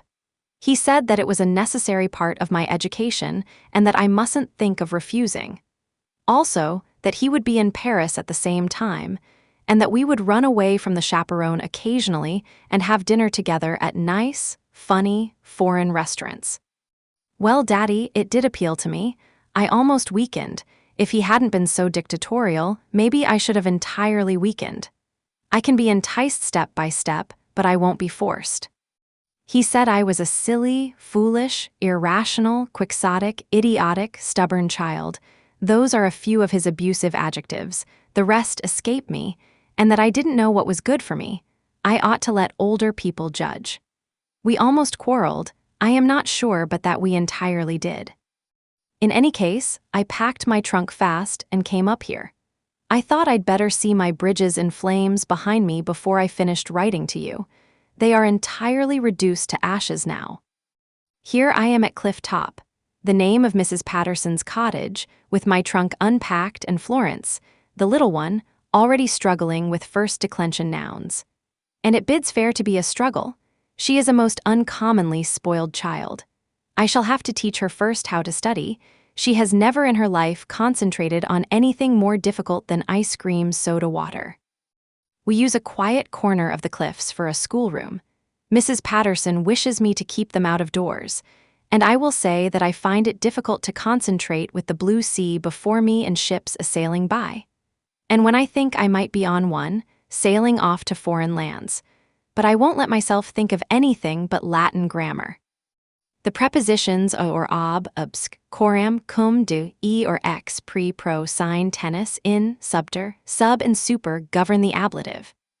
So you see, Daddy, I am already plunged into work with my eyes persistently set against temptation.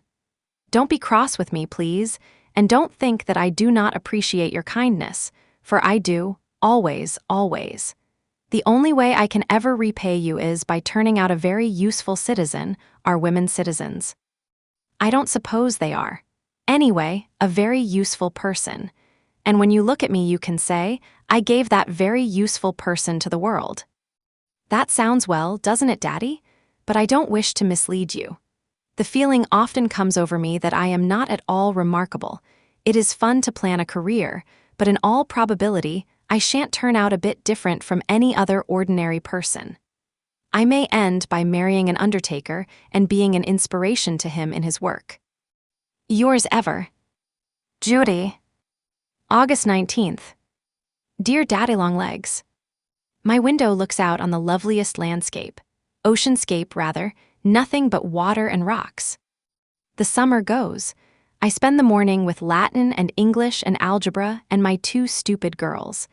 I don't know how Marian is ever going to get into college or stay in after she gets there. And as for Florence, she is hopeless. But oh, such a little beauty. I don't suppose it matters in the least whether they are stupid or not so long as they are pretty. One can't help thinking, though, how their conversation will bore their husbands, unless they are fortunate enough to obtain stupid husbands. I suppose that's quite possible. The world seems to be filled with stupid men. I've met a number this summer. In the afternoon, we take a walk on the cliffs, or swim if the tide is right. I can swim in salt water with the utmost ease. You see, my education is already being put to use. A letter comes from Mr. Jervis Pendleton in Paris, rather a short, concise letter. I'm not quite forgiven yet for refusing to follow his advice. However, if he gets back in time, he will see me for a few days at Lock Willow before college opens, and if I am very nice and sweet and docile, I shall, I am led to infer, be received into favor again. Also a letter from Sally. She wants me to come to their camp for 2 weeks in September. Must I ask your permission, or haven't I yet arrived at the place where I can do as I please? Yes, I am sure I have. I'm a senior, you know. Having worked all summer, I feel like taking a little healthful recreation. I want to see the Adirondacks. I want to see Sally. I want to see Sally's brother. He's going to teach me to canoe, and we come to my chief motive, which is mean. I want Master Jervy to arrive at Lock Willow and find me not there. I must show him that he can't dictate to me. No one can dictate to me but you, Daddy, and you can't always. I'm off for the woods. Judy. Camp McBride. September 6th. Dear Daddy, your letter didn't come in time, I am pleased to say. If you wish your instructions to be obeyed, you must have your secretary transmit them in less than 2 weeks. As you observe, I am here and have been for 5 days. The woods are fine, and so is the camp, and so is the weather, and so are the McBrides, and so is the whole world. I'm very happy. There, Jimmy calling for me to come canoeing. Goodbye, sorry to have disobeyed, but why are you so persistent about not wanting me to play a little? When I've worked all summer, I deserve 2 weeks. You are awfully doggin' the mangerish. However, I love you still, Daddy, in spite of all your faults. Judy. Senior Year. October 3rd. Dear Daddy-long-legs, back at college and a senior, also editor of the monthly. It doesn't seem possible, does it, that so sophisticated a person, just 4 years ago, was an inmate of the John Grier Home? We do arrive fast in America. What do you think of this? A note from Master Jervy directed to Lock Willow and forwarded here. He's sorry, but he finds that he can't get up there this autumn. He has accepted an invitation to go yachting with some friends. Hopes I've had a nice summer and am enjoying the country. And he knew all the time that I was with the McBrides, for Julia told him so. You men ought to leave intrigue to women, you haven't a light enough touch.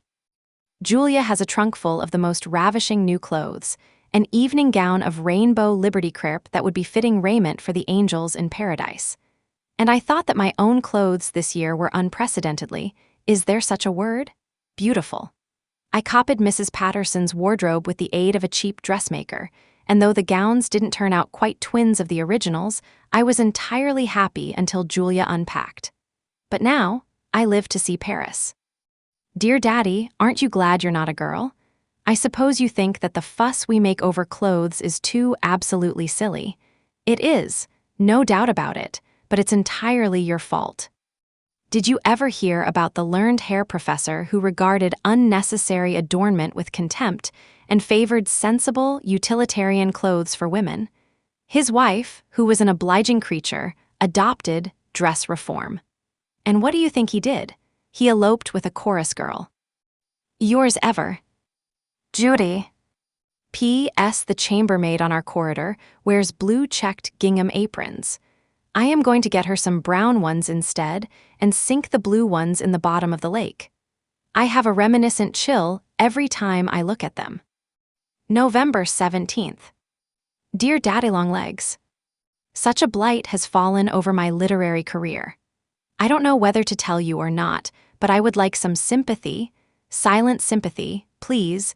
Don't reopen the wound by referring to it in your next letter. I've been writing a book, all last winter in the evenings, and all summer when I wasn't teaching Latin to my two stupid children. I just finished it before college opened and sent it to a publisher. He kept it 2 months, and I was certain he was going to take it. But yesterday morning an express parcel came, 30 cents due, and there it was back again with a letter from the publisher, a very nice, fatherly letter, but frank.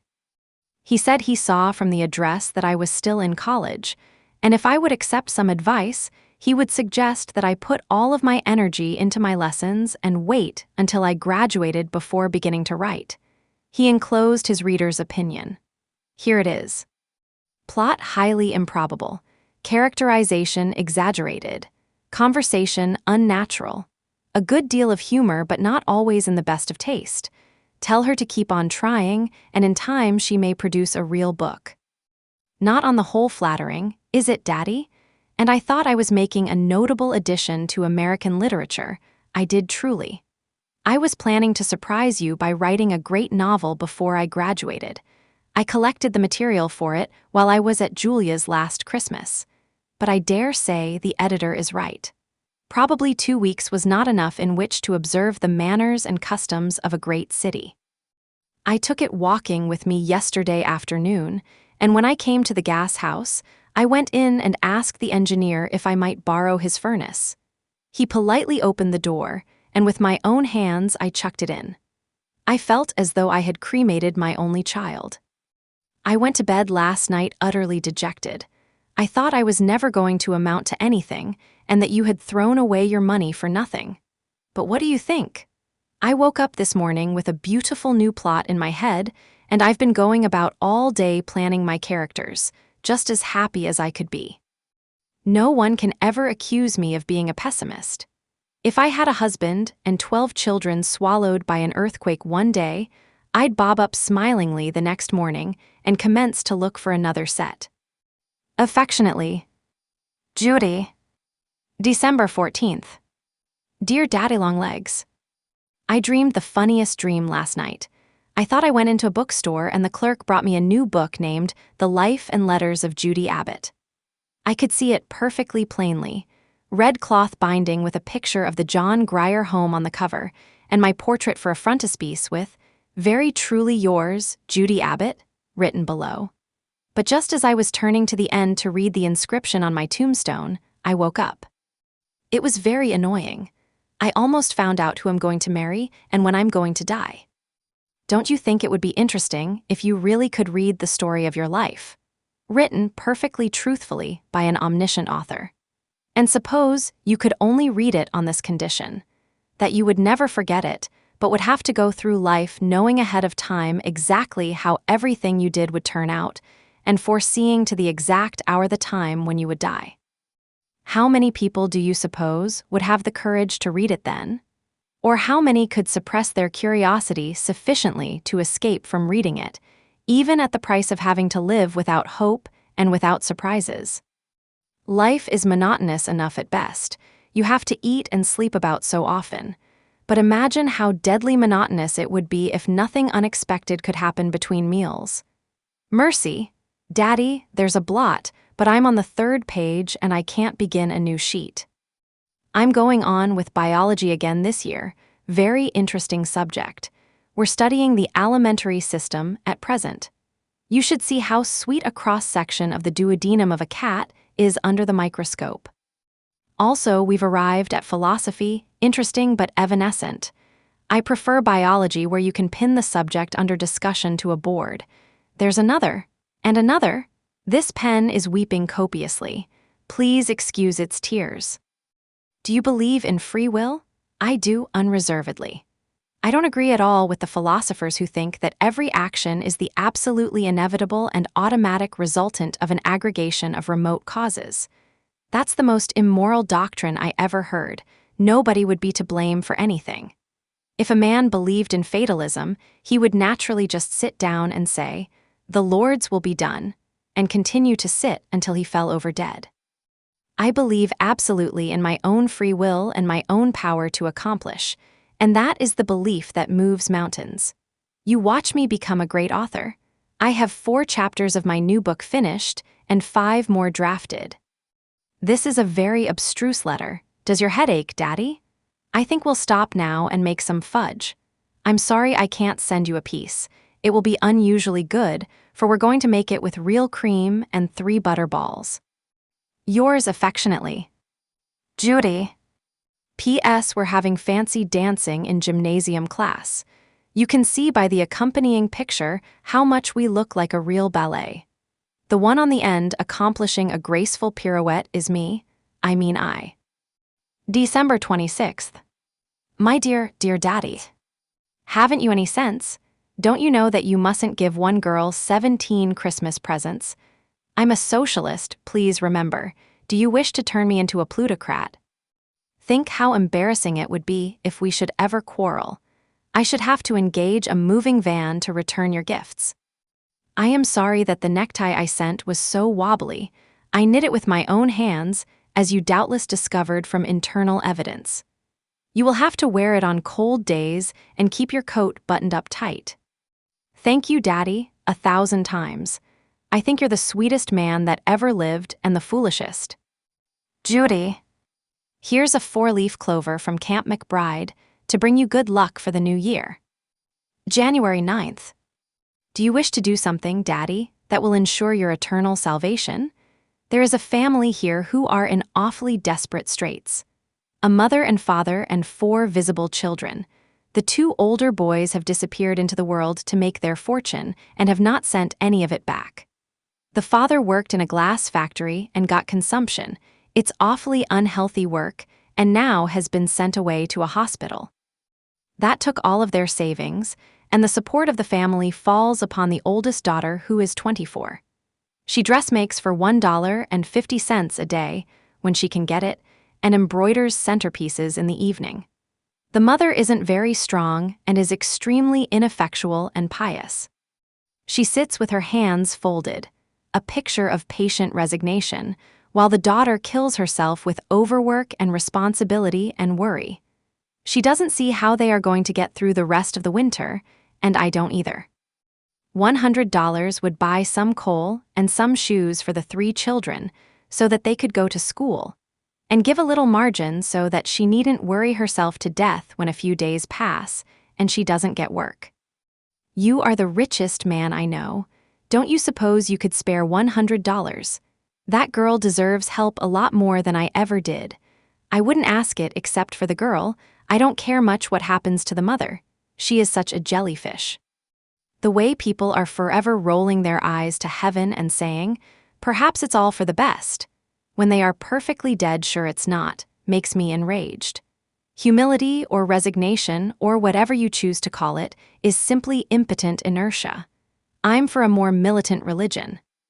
We are getting the most dreadful lessons in philosophy, all of Schopenhauer for tomorrow. The professor doesn't seem to realize that we are taking any other subject. He's a queer old duck. He goes about with his head in the clouds and blinks dazedly when occasionally he strikes solid earth. He tries to lighten his lectures with an occasional witticism, and we do our best to smile, but I assure you his jokes are no laughing matter. He spends his entire time between classes in trying to figure out whether matter really exists or whether he only thinks it exists. I'm sure my sewing girl hasn't any doubt but that it exists. Where do you think my new novel is? In the waste basket. I can see myself that it's no good on earth, and when a loving author realizes that, what would be the judgment of a critical public? Later. I address you, Daddy, from a bed of pain. For 2 days I've been laid up with swollen tonsils. I can just swallow hot milk, and that is all.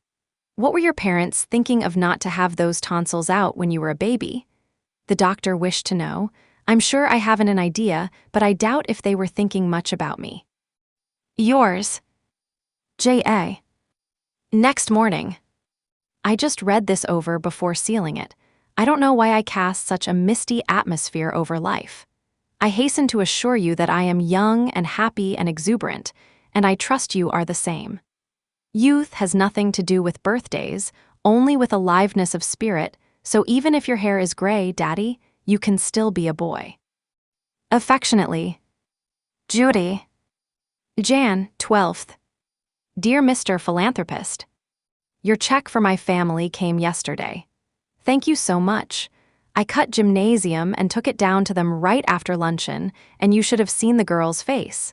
She was so surprised and happy and relieved that she looked almost young, and she's only 24. Isn't it pitiful? Anyway, she feels now as though all the good things were coming together. She has steady work ahead for 2 months, someone's getting married, and there's a trousseau to make. Thank the good Lord, cried the mother, when she grasped the fact that that small piece of paper was $100. It wasn't the good Lord at all, said I, it was Daddy Longlegs. Mr. Smith, I called you. But it was the good Lord who put it in his mind, said she. Not at all, I put it in his mind myself, said I. But anyway, Daddy, I trust the good Lord will reward you suitably. You deserve 10,000 years out of purgatory. Yours most gratefully, Judy Abbott. Feb. 15th. May it please your most excellent majesty. This morning I did eat my breakfast upon a cold turkey pie and a goose, and I did send for a cup of tea, a China drink, of which I had never drank before. Don't be nervous, Daddy. I haven't lost my mind. I'm merely quoting Samuel Pepys. We're reading him in connection with English history, original sources. Sally and Julia and I converse now in the language of 1660. Listen to this. I went to Charing Cross to see Major Harrison hanged, drawn, and quartered, he looking as cheerful as any man could do in that condition. And this, dined with my lady, who is in handsome mourning for her brother who died yesterday of spotted fever. Seems a little early to commence entertaining, doesn't it? A friend of Pepys devised a very cunning manner whereby the king might pay his debts out of the sale to poor people of old decayed provisions. What do you, a reformer, think of that? I don't believe we're so bad today as the newspapers make out. Samuel was as excited about his clothes as any girl. He spent 5 times as much on dress as his wife. That appears to have been the golden age of husbands. Isn't this a touching entry? You see, he really was honest. Today came home my fine camlet cloak with gold buttons, which cost me much money, and I pray God to make me able to pay for it. Excuse me for being so full of Pepys. I'm writing a special topic on him. What do you think, Daddy? The Self-Government Association has abolished the 10 o'clock rule. We can keep our lights all night if we choose, the only requirement being that we do not disturb others. We are not supposed to entertain on a large scale.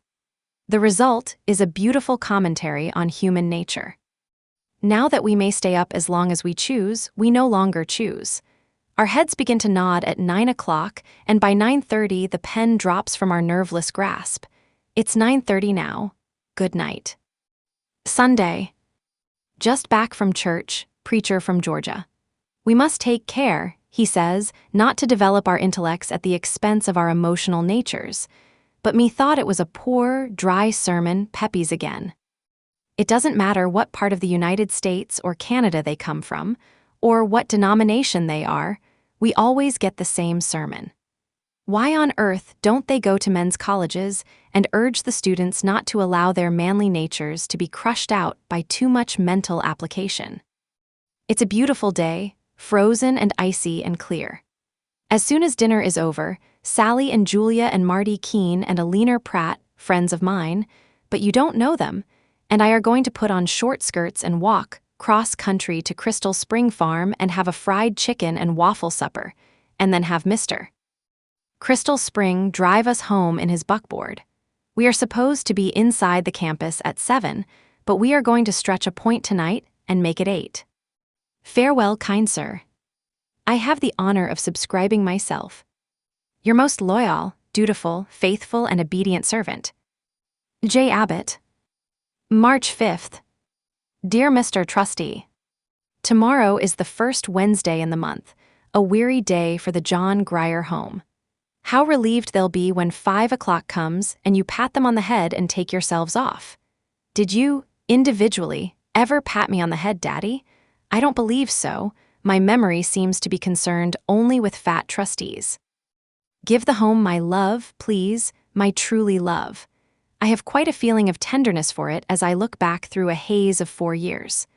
When I first came to college, I felt quite resentful because I'd been robbed of the normal kind of childhood that the other girls had had. But now, I don't feel that way in the least. I regard it as a very unusual adventure. It gives me a sort of vantage point from which to stand aside and look at life.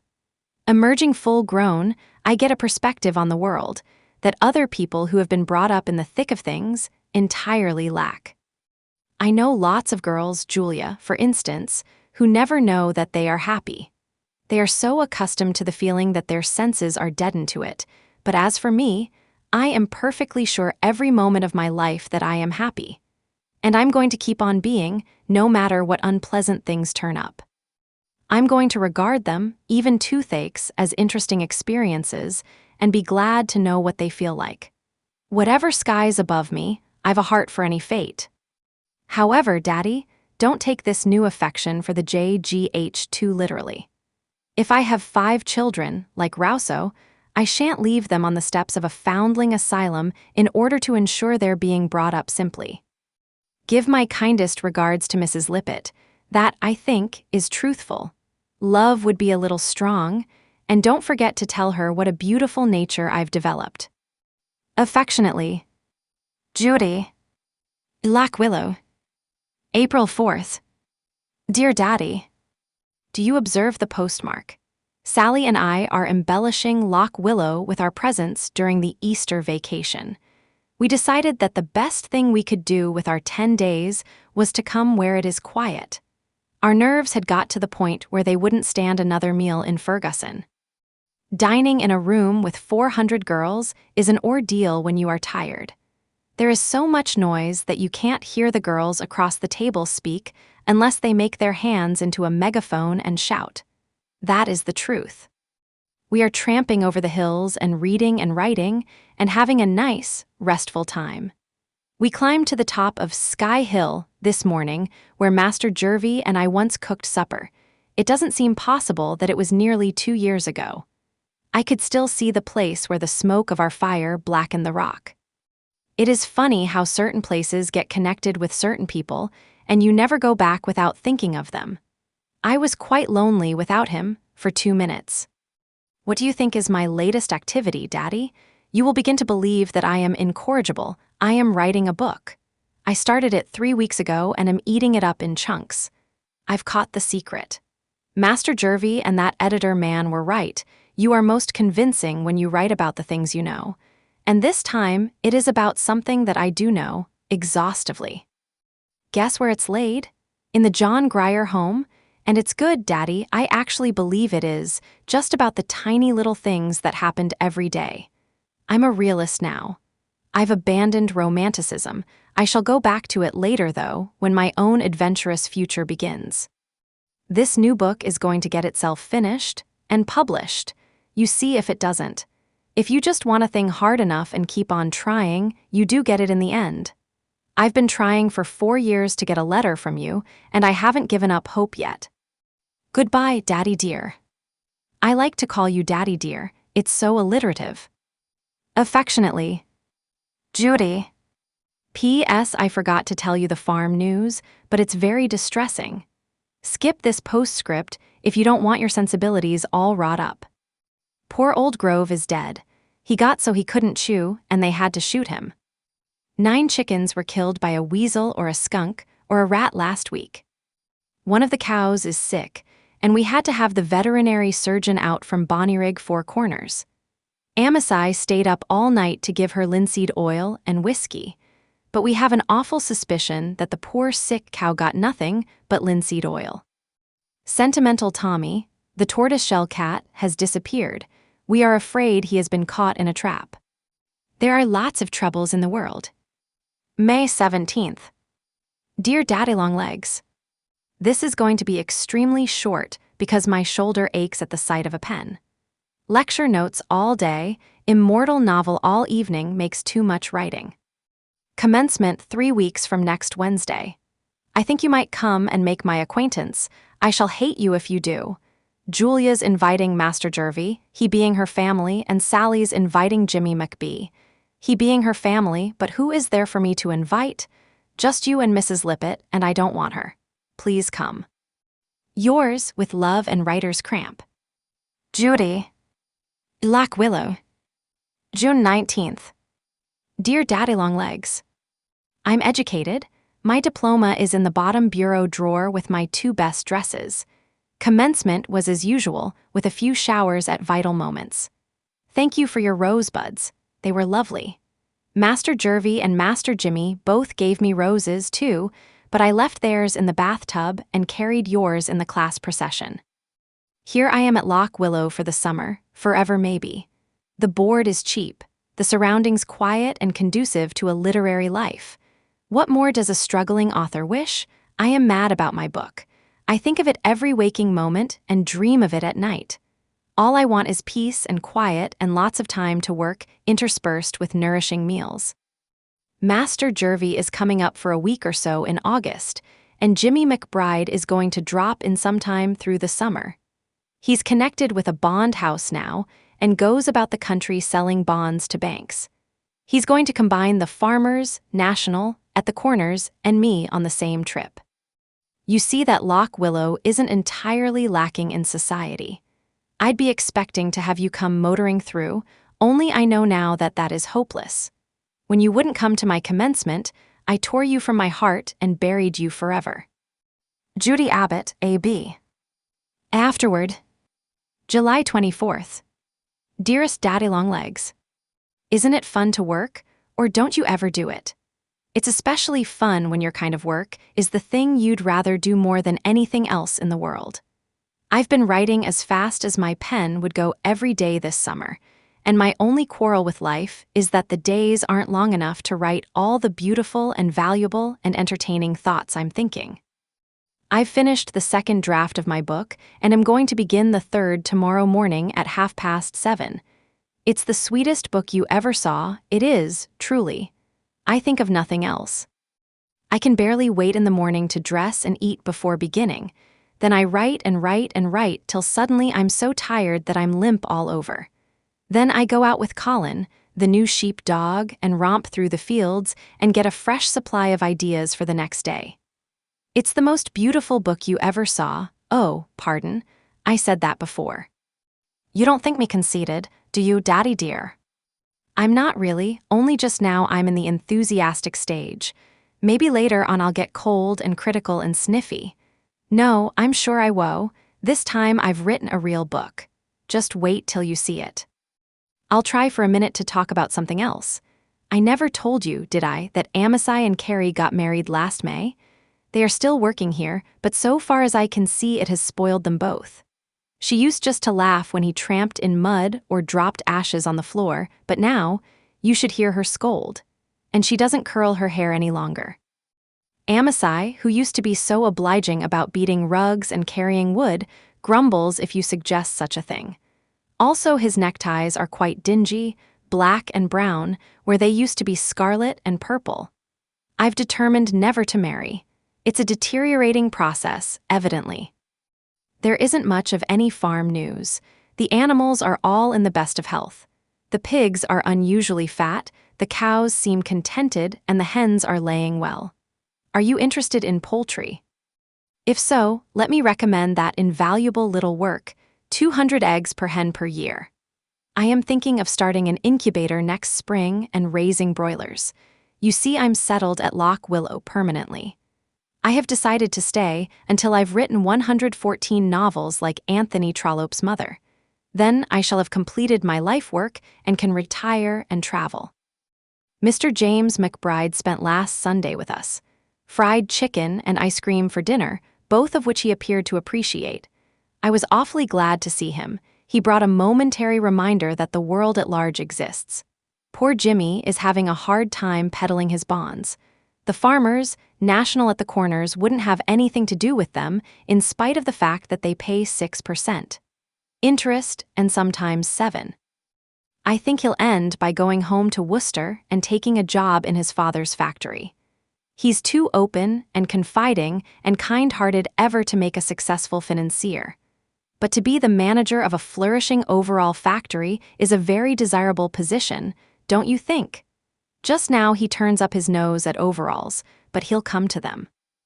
I hope you appreciate the fact that this is a long letter from a person with writer's cramp.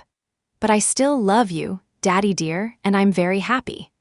With beautiful scenery all about, and lots to eat and a comfortable 4-post bed and a ream of blank paper and a pint of ink, what more does one want in the world? Yours, as always, Judy. P.S. The postman arrives with some more news. We are to expect Master Jervy on Friday next to spend a week. That's a very pleasant prospect, only I am afraid my poor book will suffer. Master Jervy is very demanding. August 27th. Dear Daddy Longlegs, where are you, I wonder? I never know what part of the world you are in, but I hope you're not in New York during this awful weather. I hope you're on a mountain peak, but not in Switzerland, somewhere nearer, looking at the snow and thinking about me. Please be thinking about me. I'm quite lonely and I want to be thought about. Oh, Daddy, I wish I knew you. Then when we were unhappy, we could cheer each other up. I don't think I can stand much more of Lock Willow. I'm thinking of moving. Sally is going to do settlement work in Boston next winter. Don't you think it would be nice for me to go with her? Then we could have a studio together. I could write while she settled, and we could be together in the evenings. Evenings are very long when there's no one but the Semples and Carrie and Amasai to talk to. I know ahead of time that you won't like my studio idea. I can read your secretary's letter now. Miss Jerusha Abbott.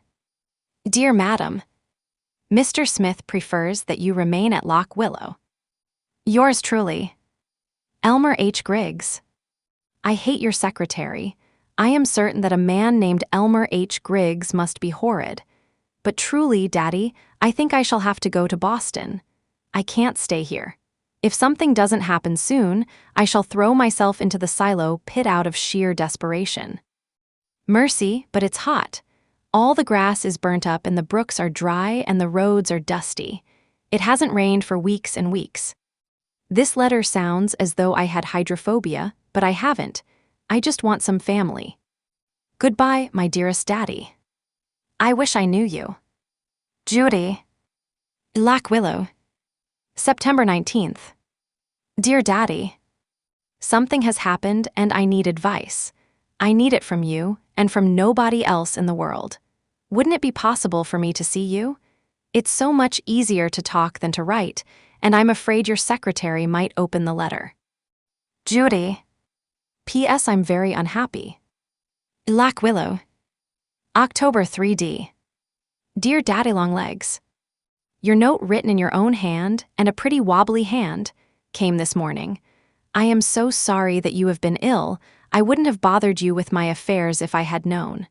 Yes, I will tell you the trouble, but it's sort of complicated to write and very private. Please don't keep this letter, but burn it.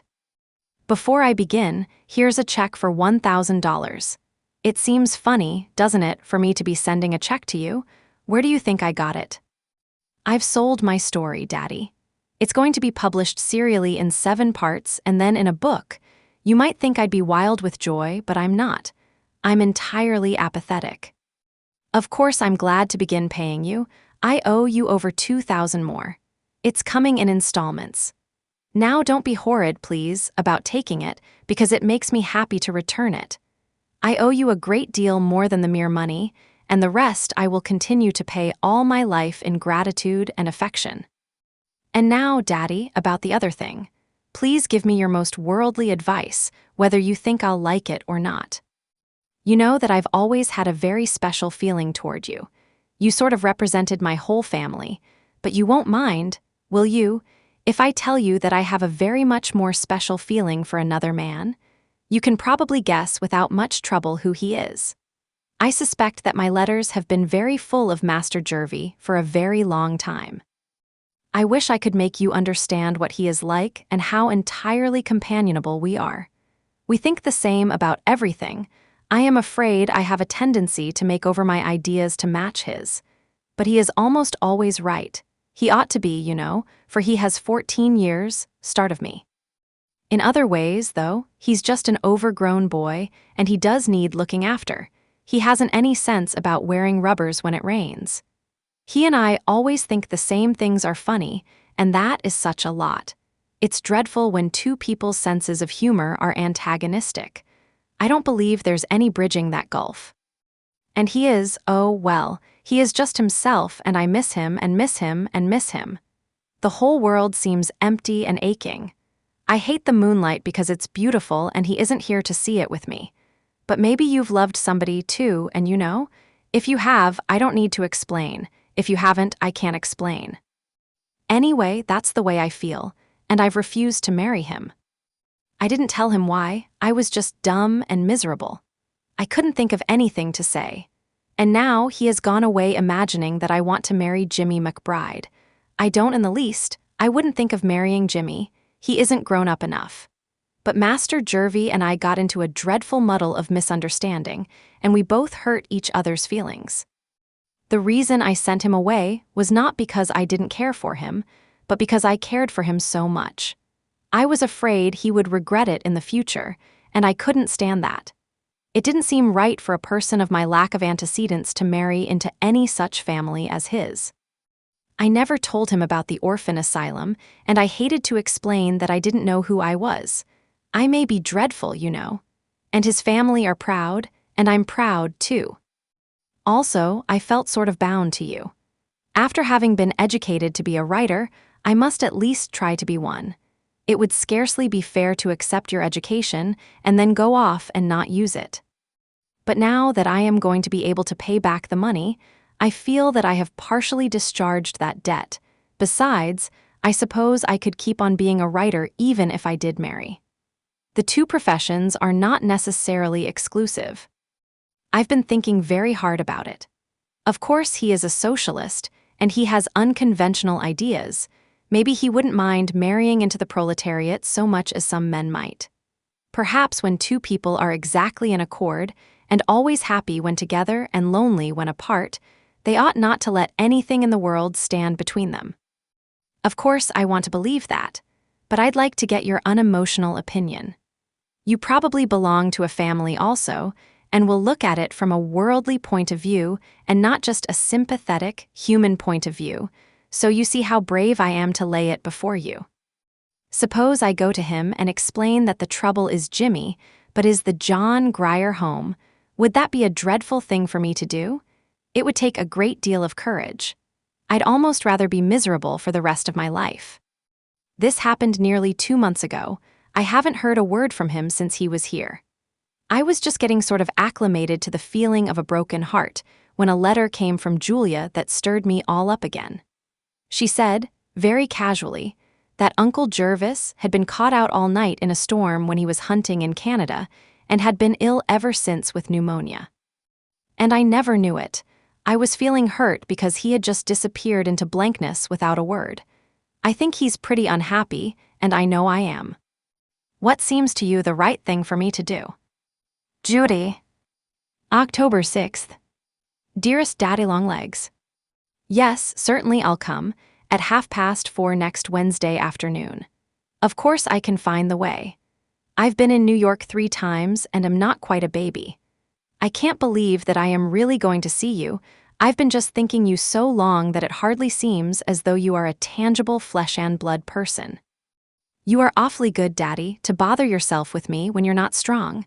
Take care and don't catch cold. These fall rains are very damp.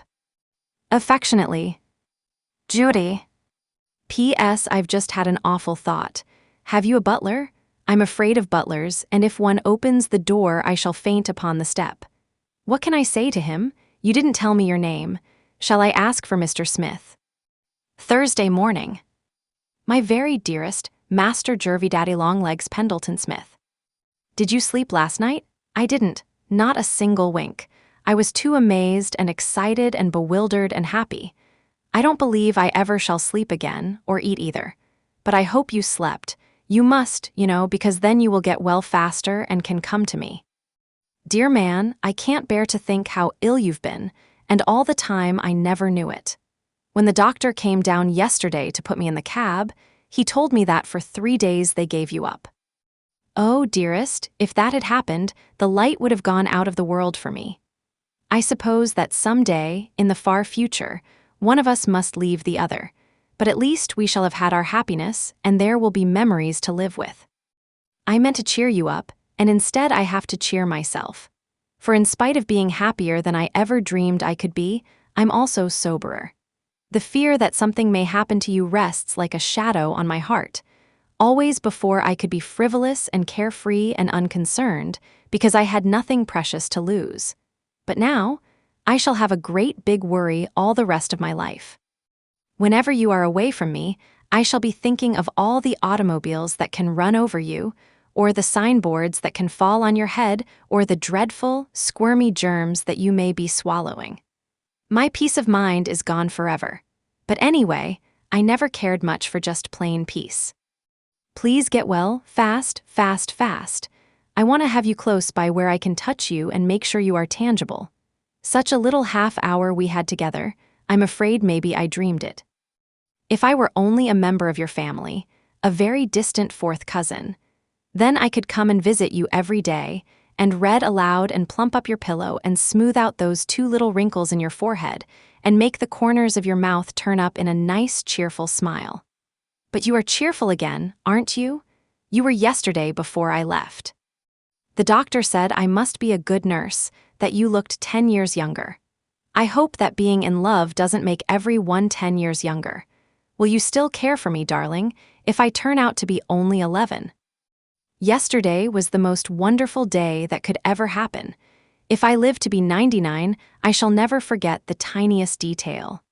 The girl that left Loch Willow at dawn was a very different person from the one who came back at night.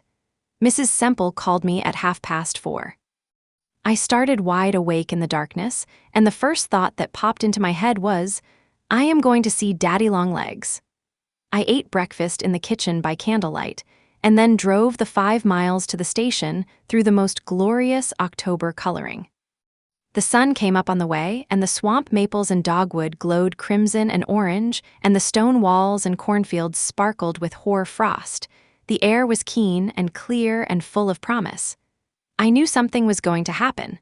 All the way in the train, the rails kept singing, "You're going to see Daddy Longlegs." It made me feel secure. I had such faith in Daddy's ability to set things right, and I knew that somewhere another man, dearer than Daddy, was wanting to see me, and somehow I had a feeling that before the journey ended I should meet him, too. And you see. When I came to the house on Madison Avenue, it looked so big and brown and forbidding that I didn't dare go in, so I walked around the block to get up my courage. But I needn't have been a bit afraid. Your butler is such a nice, fatherly old man that he made me feel at home at once. Is this Miss Abbott? He said to me, and I said, yes, so I didn't have to ask for Mr. Smith after all. He told me to wait in the drawing room. It was a very somber, magnificent man's sort of room. I sat down on the edge of a big upholstered chair and kept saying to myself, I'm going to see Daddy Longlegs. I'm going to see Daddy Longlegs. Then presently the man came back and asked me please to step up to the library. I was so excited that really and truly my feet would hardly take me up. Outside the door he turned and whispered, He's been very ill, miss. This is the first day he's been allowed to sit up. You'll not stay long enough to excite him? I knew from the way he said it that he loved you, and I think he's an old dear. Then he knocked and said, Miss Abbott, and I went in and the door closed behind me. It was so dim coming in from the brightly lighted hall that for a moment I could scarcely make out anything. Then I saw a big easy chair before the fire and a shining tea table with a smaller chair beside it. And I realized that a man was sitting in the big chair, propped up by pillows with a rug over his knees. Before I could stop him, he rose, sort of shakily, and steadied himself by the back of the chair and just looked at me without a word. And then I saw it was you. But even with that, I didn't understand. I thought Daddy had had you come there to meet me for a surprise. Then you laughed and held out your hand and said, Dear little Judy, couldn't you guess that I was Daddy Longlegs? In an instant, it flashed over me. Oh, but I have been stupid. 100 little things might have told me if I had had any wits. I wouldn't make a very good detective, would I, Daddy? Jervy, what must I call you?